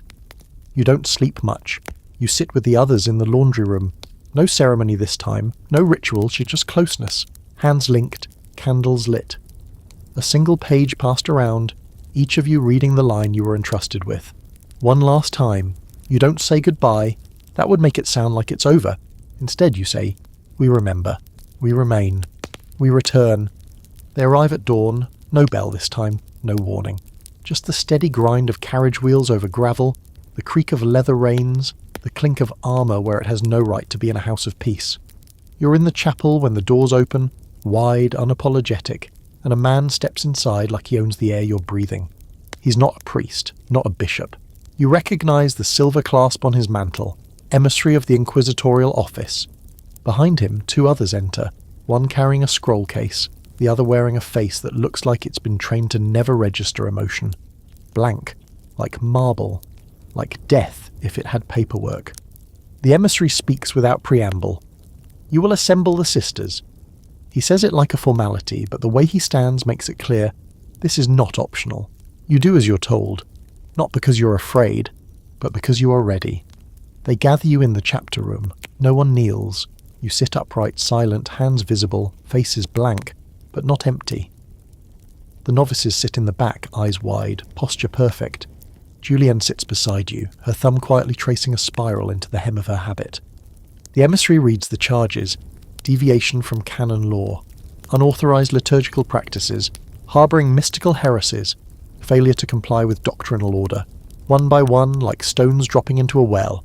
He asks for the archivist, you raise your hand. He stares at you. You're the one who maintains this convent's written record. I am. Where is the archive? I no longer keep one, you reply. That much at least is true. He turns to the next name on the list. Sister Mathilde. She steps forward without fear, doesn't even blink. You've been reported for false prophecy and unorthodox ritual. Do you deny it? I deny nothing, she says softly. The air tightens. Somewhere behind you, someone shifts. Nervous. The emissary notices. He lifts his hand. This house is now under temporary interdict. Until such time as the church completes its inquiry, all sacraments are suspended. All correspondences are to be halted. Any materials deemed heretical will be confiscated and burned. He pauses. And any sister found to have knowingly participated in unauthorized rites will be escorted to the Holy Tribunal in Florence for examination. That last word, examination, lands with weight. You feel it settle into your chest like dust. Here's your historical fact. Examination under inquisitorial law could mean anything from intense questioning to physical inspection, and often involved isolation, deprivation, or worse. Nuns accused of heresy were sometimes stripped of their vows, imprisoned in male-run monasteries, or relocated indefinitely. A few were tried formally, most simply, disappeared. You don't flinch. The emissary steps forward again. We will begin inspection at once. The search lasts 2 days. They ransack the dormitories, pull up floorboards, empty drawers. One of them even tastes the ink from the scriptorium well, claiming it may be mixed with hallucinogens. They confiscate a jar of rue from the infirmary and declare it spiritually suspicious. They cut open hymnals, searching for hidden messages between the bindings. They find nothing. Because everything you are now lives within, in voices, in memory, in bodies that refuse to forget. Still, fear simmers beneath the surface. You feel it in your gut. You watch it in the way Leanne touches her lips before she speaks, like she's checking for leaks. Julienne has stopped humming. Beatrix has started sleeping with her boots on. You all know, it's not over. But then something happens. The emissary calls evening prayers. Formality, he says. A test. You gather in the chapel, lined like obedient sheep. A junior priest, too nervous to meet anyone's eyes, begins the standard Vespers chant. He fumbles the Latin, his voice cracks, and then Matilda stands and sings. Her voice is low, warm, steady. She sings the real chant, not the one written in church missals, but the one passed from your mouths to hers, from the archive to the air. The sisters join her, not a protest, a remembering. It's too beautiful to silence, too calm to punish, too old to deny. They can't name it because it has no name. They don't stop you, they just listen. And when it ends, the emissary clears his throat and says, "That will be all." That night, the stars are so clear you could draw constellations with your breath. Here's your quirky fact. In one 15th century convent ledger, a visitor recorded being present for an evening service, unlike any known rhythm, where the sisters sang in a haunting call and response that did not match the Roman liturgy. He called it an echo of the womb, not the word, and recommended further investigation. The convent was closed the following year. By the end of the third day, the emissary leaves. No arrests, no trials, no burnings. Just a scroll nailed to the chapel door that reads, "The convent of Santa Edda is to be placed under indefinite observation, pending further review. No sacraments shall be performed without written approval of the diocesan office. No new novices shall be accepted. No letters shall be sent or received without examination." The hammering of that notice echoes louder than any bell. Indefinite observation, which is the church's way of saying, "We don't know what to do with you," so they'll watch and wait and hope you'll forget yourselves. But you won't. You gather again in the laundry room that night. Fewer candles this time, no ceremony, just presence, just breath. You light a single flame and you speak one by one. I remember the names. I remember the chants. I remember the pain. I remember the hunger. I remember the story. And when it's your turn, you say, "I remember everything." Tonight's scholarly debate. When systems can't destroy an idea, do they try to contain it, or simply wait for it to die out? Historians have traced dozens of forgotten movements that lived just long enough to leave echoes, stories half told, songs half heard, margins scribbled with names no longer spoken. But every now and then, the idea survives. Not as a blaze, as a spark, carried forward by just enough people to keep it alive until the next breath of air finds it. You know what they think, that you're too quiet now to be dangerous, that they've won. But under your tongue rests a spiral, and behind your eyes, the fire,